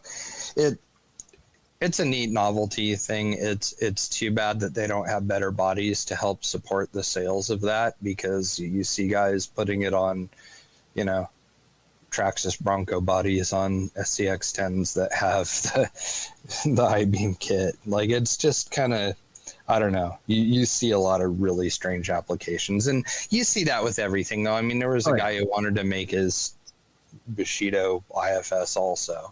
Like I see all kinds of guys wanting to do weird things with Bushidos for some reason. I think it's excitement. It's excitement and options, and that like the reason doesn't kick in yet. Yeah, and right? a lot because of these people just want to like people apply aren't this. car people to begin with, and so they don't know that, like, well, that's not really something that exists, or, you know, I mean, if you want to make it cool, but I mean, it's like, I think it's more that like weirdness factor. Yeah, maybe I think it's more like people are really specific about certain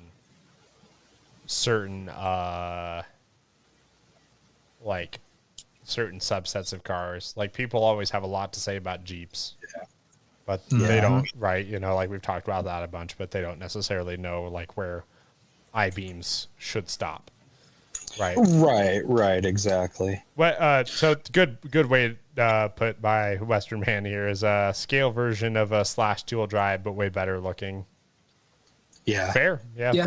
That's fair. Yeah, I mean, So you could drive it like that, I guess. Yeah. The same use. I mean, that's how I drive ours, even though it's four-wheel. I mean, I still drive it the same way. So it's all like high speed and jumping and stuff. And yeah, I think Proline should have. They only have one body that really works with it right now, and that's that god awful Chevy thing that's like really short. You know, it's supposed to be a full size Chevy, but it's like 12.3. Yeah. And so it looks really goofy. But the Ranger that they did, they should not have released that until they did the beam kit, and it definitely should have been an extra cab, because I believe, I'm not 100% certain, but I believe that thing's been discontinued already. And I think doing that and then offering the suspension kit afterwards, that was really ideal for, especially like when they first dropped that body, it was on somebody's custom made I-beam truck. Some you things know, don't and change.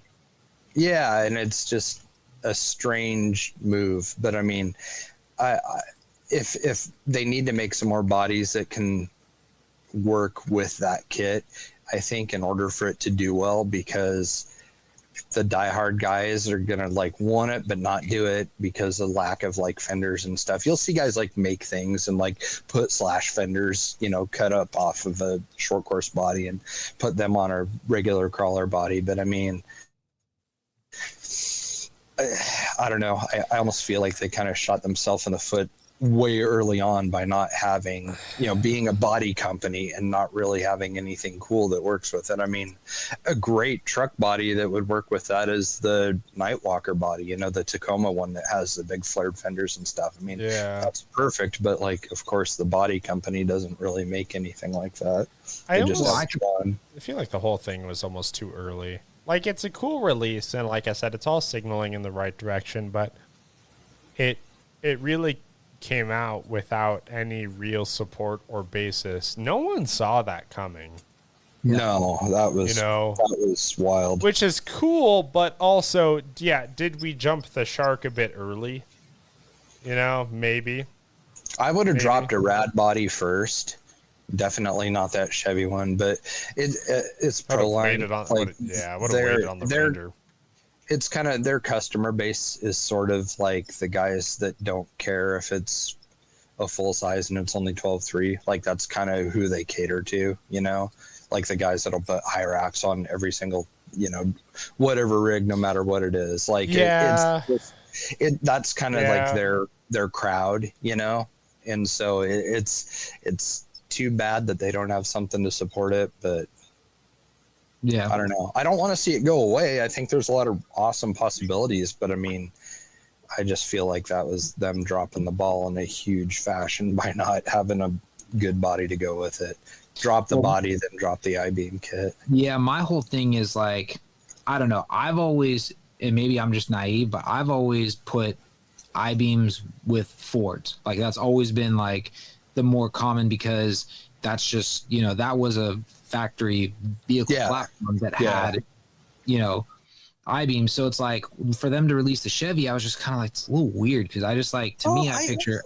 I've seen a lot of that stuff. I mean, I've seen a Tacoma that's beamed. I mean, there's a lot of them floating around out there. There used to be a sick GMC diesel crew cab that was on I-beams. That was just nuts.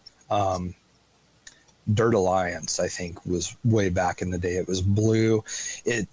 at one point it was kind of that pewter color when they first built it, and it had Mhm. trailer mirrors and stuff on it, and then they had the blue version of it. I know you've seen it, Adam, because it's like been a like Terra Cruise staple for I don't know how many years since they began. Like it was a pretty internet famous truck, but it was a Duramax. But I mean, like it's a good and expensive long travel option. But yeah, you're right. I mean, it first came out, you know, with the Fords, and you would see it on Rangers and Broncos all the time. And you know, now there's definitely like that cult following still, but IFS kind of rules. Yeah, which is definitely that's something I want to get my hands on Any day now. Come the new year. I like to get one of those IFS just to hold on to, because like I said, I want to do. I mean, I don't know. I've been talking about it for I don't know how long, because it's funny. It's actually sometimes I go, man, this is sad. Like I've been sitting on this for how long now, but like I've had the scale K series Chevy, my '94. That body's been chilling. I've had it from a little over 2 years now, and it's just like. I've had it that long, and I still haven't even gotten past like the setting the axle or anything. Like, and then I already You're got the gonna whole. be glad though. Once Yeah, you no, you'll be stoked. I know. I just got. Well, the other thing too is I just got to kind of set more time where I'm focused on wanting to fabricate stuff, because my heart, like for me right now, it's just so hard with work and everything, and it's just like. To me, more of like doing what I did with the Capra or doing the SX10 Pro was a little more easy / fun for me, because it's like I didn't really have to stop and think about, okay, I'm going to fabricate this and I got to spend time doing this, grind this, bend this, tack it here. No, wait, that wasn't level. Cut the tack off. It was like, okay, everything's here, put it together, and you had a finished rig. Yeah. That's my problem, is sitting down and getting that fabrication time again is just like, you know, as you get older and you put other responsibilities first, it's just hard to find that time. Yeah, it was really fun to install. I will say that. I need to figure out something a little more scale looking for a front skid plate now, because it's a lot more tucked in compared to the one that I kind of had made with 3D printed parts and had glued and cut together and stuff. But aside from that, it's rad. It's got all kinds of travel. So I don't know. I need to get it out. Like now that it's winter break and stuff, I need to go down to that school and shoot it a little bit now that it's finished and it's not supposed to rain for a couple days. Yeah. Get some good video of the IFS2 in action. Need to get you out here for some of that next year. Yeah. There's got to be so much. Yeah, we'd have to figure out like what to take. That's the big. That's always the challenge. Yeah. Like, yeah. Because it's kind of deserty looking there. Like that would be a sick spot for like the pre-runner build or any like ultra force. Yeah, there's a ton of like just, if nothing else, dirt road. Like I've got mountains to the west, but I've just got like sort of like deserty plains to like 15 minutes to my east. So it's like we kind of have our pick. That's right. Yeah. Yeah, that would be cool. Nice.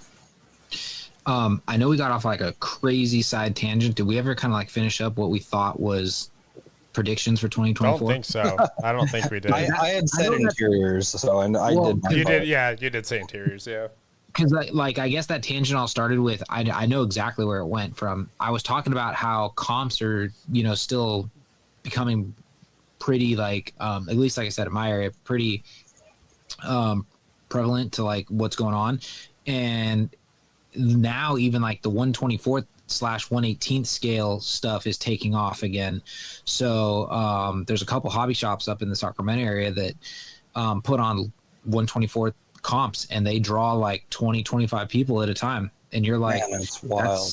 That's cool. a pretty decent turnout for like I don't want to say it's oversaturated, but like I know Axial's come out with like how many 124th scale rigs, and you're just like, I don't even know, like with like all the colors and stuff. I mean, there's got to be close to 8 now, isn't there? Something like that, because I know they have the JL, they have the JL, the C10, the Power Wagon, Deadbolt, the Deadbolt, the CX10, X10 or whatever you want to call it, the XC1, the original looking. Oh yeah. The X10, whatever. They have.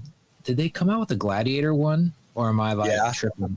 So they have the Gladiator. They have the Gladiator one with a little mini tent.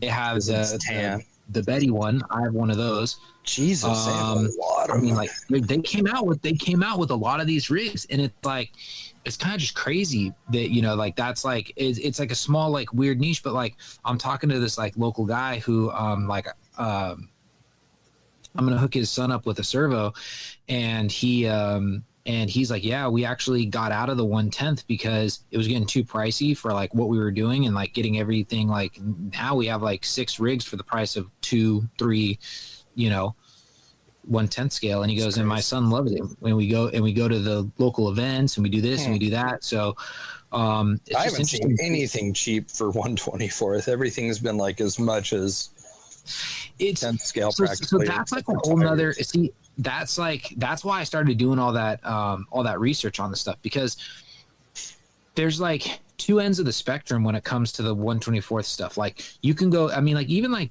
at least I think so. Like the little guy racing part stuff, some of their stuff is actually really reasonable for what you're getting, or at least I think it is. Maybe I'm crazy, but I've never checked their stuff out. I'll have to do that.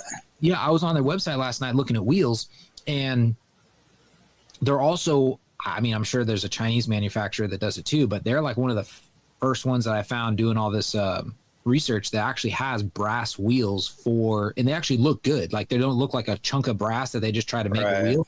Like it actually looks like, I think it actually looks like a Method or something like that. And it looks really good. And it adds, I forget what the amount of grams of weight that it adds, but if you buy the aluminum ones, it's like $36 for a set of 4. And if you buy the brass ones, I think it's like $80, which to me, for what you're getting, I'm thinking is like, okay, that's a pretty decent deal. I mean, cause a set of 4 1/10 scale, you're going with Vanquish, you're paying over $100 and something. So I just kind of was like, I thought it was not bad, but then like I said, you can go down to the Endura side. Like I found a comp chassis at $13. Oh wow. And you're just like, oh, okay. But then you can go to the crazy other spectrum. There's a guy on I forget what his name is, but if you search on any of the 1/24 scale groups or pages, I forget what he's called, but he has like the high end stuff. Like he's got a comp chassis that's like damn near $100, and you're like, it's for a 1/24 scale rig. That's the stuff I see is like all the Fury Tech stuff and everything, how expensive that is. So, but I don't know. Like I said, it intrigued me, so I was kind of like, all right, I'm gonna, I might do something. I don't know. I have one, like I said. I mean, I'm staring at it right now. It's sitting in the box, like it's brand new, never been out of the box. So I'm just like, I got it. Maybe set a goal of like, I'm not going to go over $150 and just play around with it. Yeah. Yeah, that makes sense. Did get one question here, Westerman again. He said, you think the 1/6 will keep going? Wouldn't want to carry 30 pounds of truck if it failed. So that's I never thought about that. That's a really good point. Yeah. So that is a hard part, or a hard question or hard area to kind of like continue in, because they did kind of pioneer that. Like, I mean, there's not too many other 1/6, that scale looking RTRs on the market.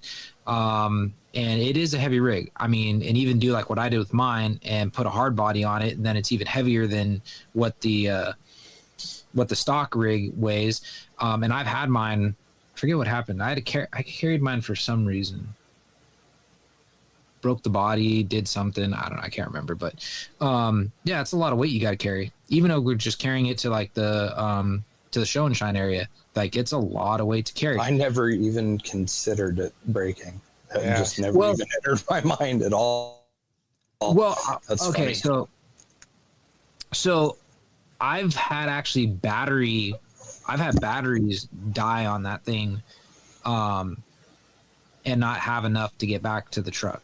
And you're like, all right, I'm gonna put the next one in and see how far I can go. And then you're like, I still got like another like 100 something feet to go, and you're just like, all right, grab it. Call AAA. So, but they're still pushing it. I think they just had a some sort of deal on that. Like, I forget what it was. It was like $70 off or something like that. Like, there was like a significant price drop for the Honcho. So, I don't know if it's because they're not moving that much anymore, or that's a big price tag, man. It is, but like, you could always do like what I did. I bought mine used because I knew that initial like the initial wow was going to wear off on some people. It's kind of like the people that buy the wakeboard boats at the beginning of the summer, and they're like, oh yeah, and then at the end of the year, or the end of the summer, they're like, yeah, this is like way too much and I can't afford this anymore, so I'm going to off it. And then you're like, and then the next person comes in and be like, all right, well, I'm going to take your loss. And they come in way under, and that's kind of like what I did. I waited till somebody put it up for a reasonable price, because 1,200 new was like, yeah.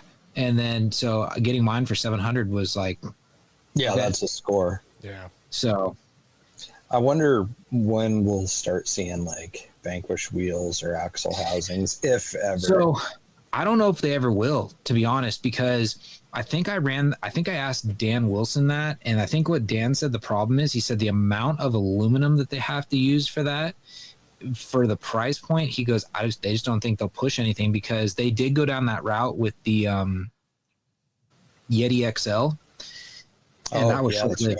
Yeah, you'd have to buy completely different stock sizes, which are going to be rare, which that's going to drive up the price. So you're not even looking at material displacement. Like, there's a whole front-loaded supply chain. I didn't even consider that. Yeah, that pretty much breaks it immediately. So I think Vidavon is the only ones that make but Vidavon's and Vidavon. So it's hard because Vidavon came in and they're like they're kind of like the Endura. Energy. They're like energy. They're like the energy of the 1.6 world, because like it's energy quality with 7071 aluminum is all it is. Yeah. So is it even that? I don't know. Well, if it's not alloyed. I've seen more machining marks in vitamin stuff than I have vitamin energy. Yeah. Vitamin. No, the machining quality is super poor. Because I have their wheels. You have vitamin wheels? Mm-hmm. Are they horrible? All the ones I've seen were dog shit. Mine you can't really see. You can't really see because I got a big polished rock ring on it. Oh, gotcha. So like you like it's like you could see the wheel, but it's like the polished ring takes away from it. Oh, yeah, I gotcha. So, because I remember, because when Elio was going hog wild with that, he had BPC make him some trail ready beadlocks for it, and then when he gave me a set, he's like, "Dude, try to polish out one side. Like, don't polish the side that has the laser edge trail ready in case it doesn't look good. You can like always put that side out." So I polished the other side, and they came out pretty sick. So that's why I'm rocking the polished side. Forgot to tell you, I raced with the owner of Trail Ready. Or was the owner. He just sold it recently. Oh yeah? Yeah. Guy's name is Larry Trim. And funny, okay. he has an automatic focus. That red focus is an automatic drive. Oh, okay. Yeah. Yes. Oh, okay. Yeah, so that's it. Yeah, we were talking about RC stuff, and he was talking about how like he has a collection of axial stuff that had Trail Ready licensed stuff on it, and he goes, dude, I have a crazy RC collection. Like, some are still in boxes, some are out. He goes, anytime we've done any licensing stuff, he goes, I always make sure to get a couple of them so that I can have my collection. So that's cool. He's got he has the Bomber when it had Trail Ready wheels on it, because I think the Bomber first had Walker Evans wheels and then later had Trail Ready wheels. And yeah, like super, super cool guy. And he was like, we were geeking out about RC stuff there for a while, because I told him, I was like, because of Axial, like that's the reason why I know you even exist, like that was my exposure to Trail Ready. And so I was like, I'm a good good story for your reach, because it's working for you. I probably should. I might pause my video and go grab it, because it's way out of my reach. So Trail Ready actually used to have some scale or some comp crawls, like for Oh, the really? MOA stuff. Yeah, back in the day, like early days, like 2010, 2011 era. Wow. Yeah, so because I know Elio's got a couple trophies and they have the Trail Ready, and I go, what is this? And he goes, oh, that's back when Trail Ready used to sponsor a bunch of the events. And I was like, or they actually even held a couple, and I was like, really? I said, I can believe it. Like, dude, he was a cool guy. Like, you could tell he was super, super into it, and like, just a good dude. Like, he actually offered. He goes, "Why don't you drive my car home, and we'll put your car on the trailer, and I'll tow it to your house for you." And like, I told him no because I don't want to put him out or anything. But like, after spending some time talking to him, I can totally picture him like wanting to sponsor events and stuff like that. I mean, that's just everything you said is like that's the type of dude he is. Yeah, yeah, I think it's on. Let me go grab this. I'll be right back. Okay. Yeah, that floored me, Trav, when I found out that thing was an automatic. Yeah. No issues. Yeah. Didn't make any of those changes that you did? Some. Gotcha. He actually yanked all the fuses, whereas I didn't. So I didn't like it. I don't like how it changed. It got rid of the pump, like the booster pump for the power steering or something. And there's a lot of like force behind like trying to turn the wheel, and I didn't like that as much. So Gotcha. I didn't do it. He likes it. Another funny thing about that, the e-brake thing. Nobody's got any idea what you and I are talking about right now. The e-brake thing. Yeah. We were talking. He did the same freaking thing. Really? Made the same handle and everything. Funny. He had it done out of aluminum though, because he had a wheel company. But the wheels that are on that car, he had those wheels made specifically for that car too. That's rad. That's really rad. It was really, really cool getting to talk to him. We walked the track together and stuff, and just the nicest dude. And I had to kind of like I fanboyed a little bit, I was like, so you guys have a trophy truck? And he's like, we do. And like, he was telling me about the trophy truck, and he goes, I'm in the points for rally right now. That's why I'm racing this instead of down south doing whatever event was, the San Felipe 250, or I don't remember what it was. But anyways, like his partner that he owns the trophy truck with, I guess, had won his class. So that was kind of cool. But yeah, like I guess they keep it here on Camino and stuff too. No kidding. That's rad. Yeah, pretty neat. It was really cool getting to talk to him. Who'd have thought? Yeah. So I'm actually wrong. It's not. This one doesn't have the Trail Ready stuff on it. I thought it did. I'll have to talk to Elio, but because he had like 4 or 5 of these bottles, he's like, here, take one. And I thought it was just cool for like old school crawler nostalgic stuff. I don't know the year of when this was, but it was the Pacific Coast. Rad. And then on the back. Look at, I mean, like here. Look at the Vanquish. The Novak. Man, that Vanquish logo is old. Holmes Hobbies logo is still the same. Then you got Cow RC. Wow, Cow RC's been around a long time, haven't they? Yeah. So this guy up here, this JFab, he used to be big in the crawling stuff, and he, he was big. Like these were all like local. I call them local or. Yeah, I guess local legends. Like they were all like big into the competition. When Scale took over, some of them tried to stay in the Scale world. Like they tried to like we're like they were the early pioneers of like we're gonna make a Scale super performance, but they liked the comp stuff, so they stayed in the comp world, and then the comp world just kind of fizzled out. So then they just kind of fizzled out. But because even that one that says Gunner. So he used to make these things called gunner pins way before they came up with the better pins for all your hexes and all that stuff. Oh. And what he actually would take is he'd take piano wire and he cut them down perfectly, like so they're the same size because they were way stronger. And I bet. So that was one of his big things, was like gunner pins, and he used to come up with he does like own custom links. Like actually, so he lives semi close to me. He's in San Mateo, older guy. He's got to be in his 50s now. Elio knows. I think Elio went to high school with him. When I did my first cheater rig, he helped me do the behind the axle steering. Wow, really? So, because he was like, all right, we're gonna bend this, and he had like titanium links, and he was cutting them on his die and all that, or his lathe. Was that on AR60s that you did behind the axle? No, so that was the OG SCX10 axles, the fat pumping ones. Yes. Yeah. So what I did was, and which is funny because they're slowly making a comeback. At least I've seen, because now that the belly dragger stuff is still hanging on. Deluxe Fab. I had these Deluxe Fab knuckles. I should probably, I was more prepared. I could have had all this stuff ready, but I had a set. So I still have them somewhere.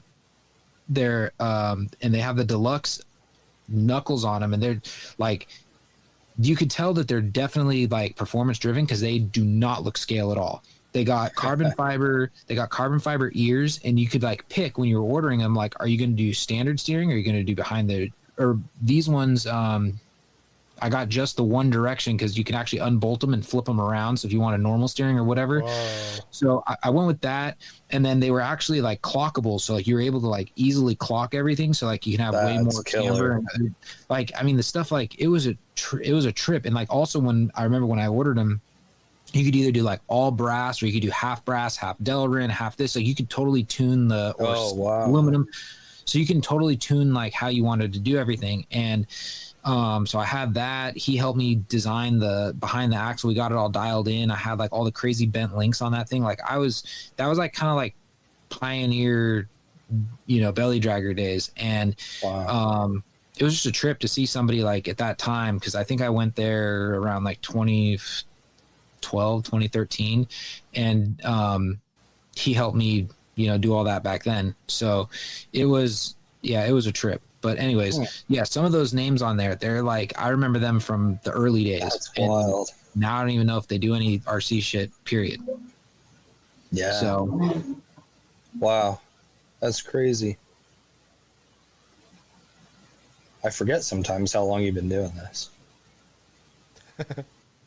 Yeah, it's been a while, and I know it's kind of crazy. It's like, that's why like Facebook sometimes, like, they can remind you of like, it's like you go, wow, it's been that long. Like I'll get like one of those like reminders, and you're like, because I actually held out. So I didn't get on Facebook for the longest time.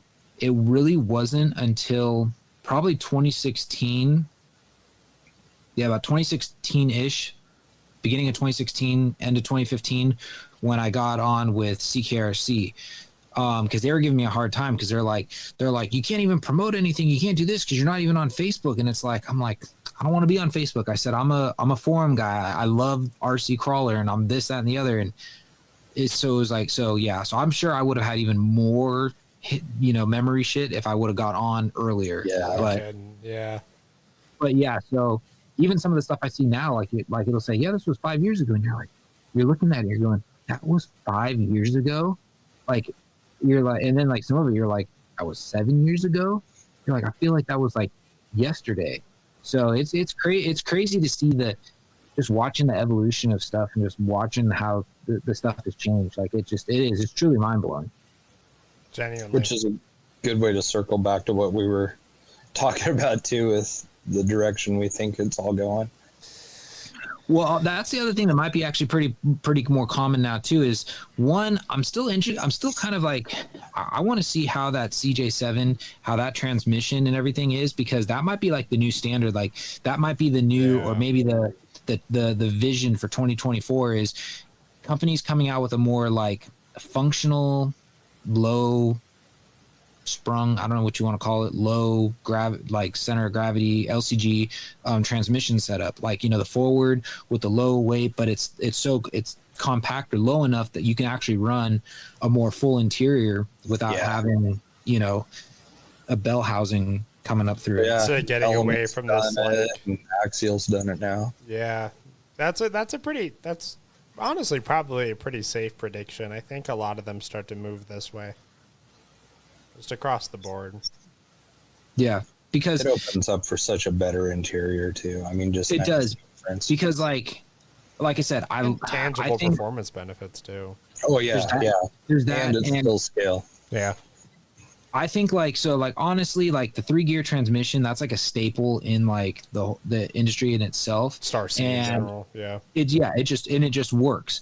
But the problem is it hindered the scale. So like if you're going like obviously you're going for performance and you don't care about interior and all that stuff, okay, run it.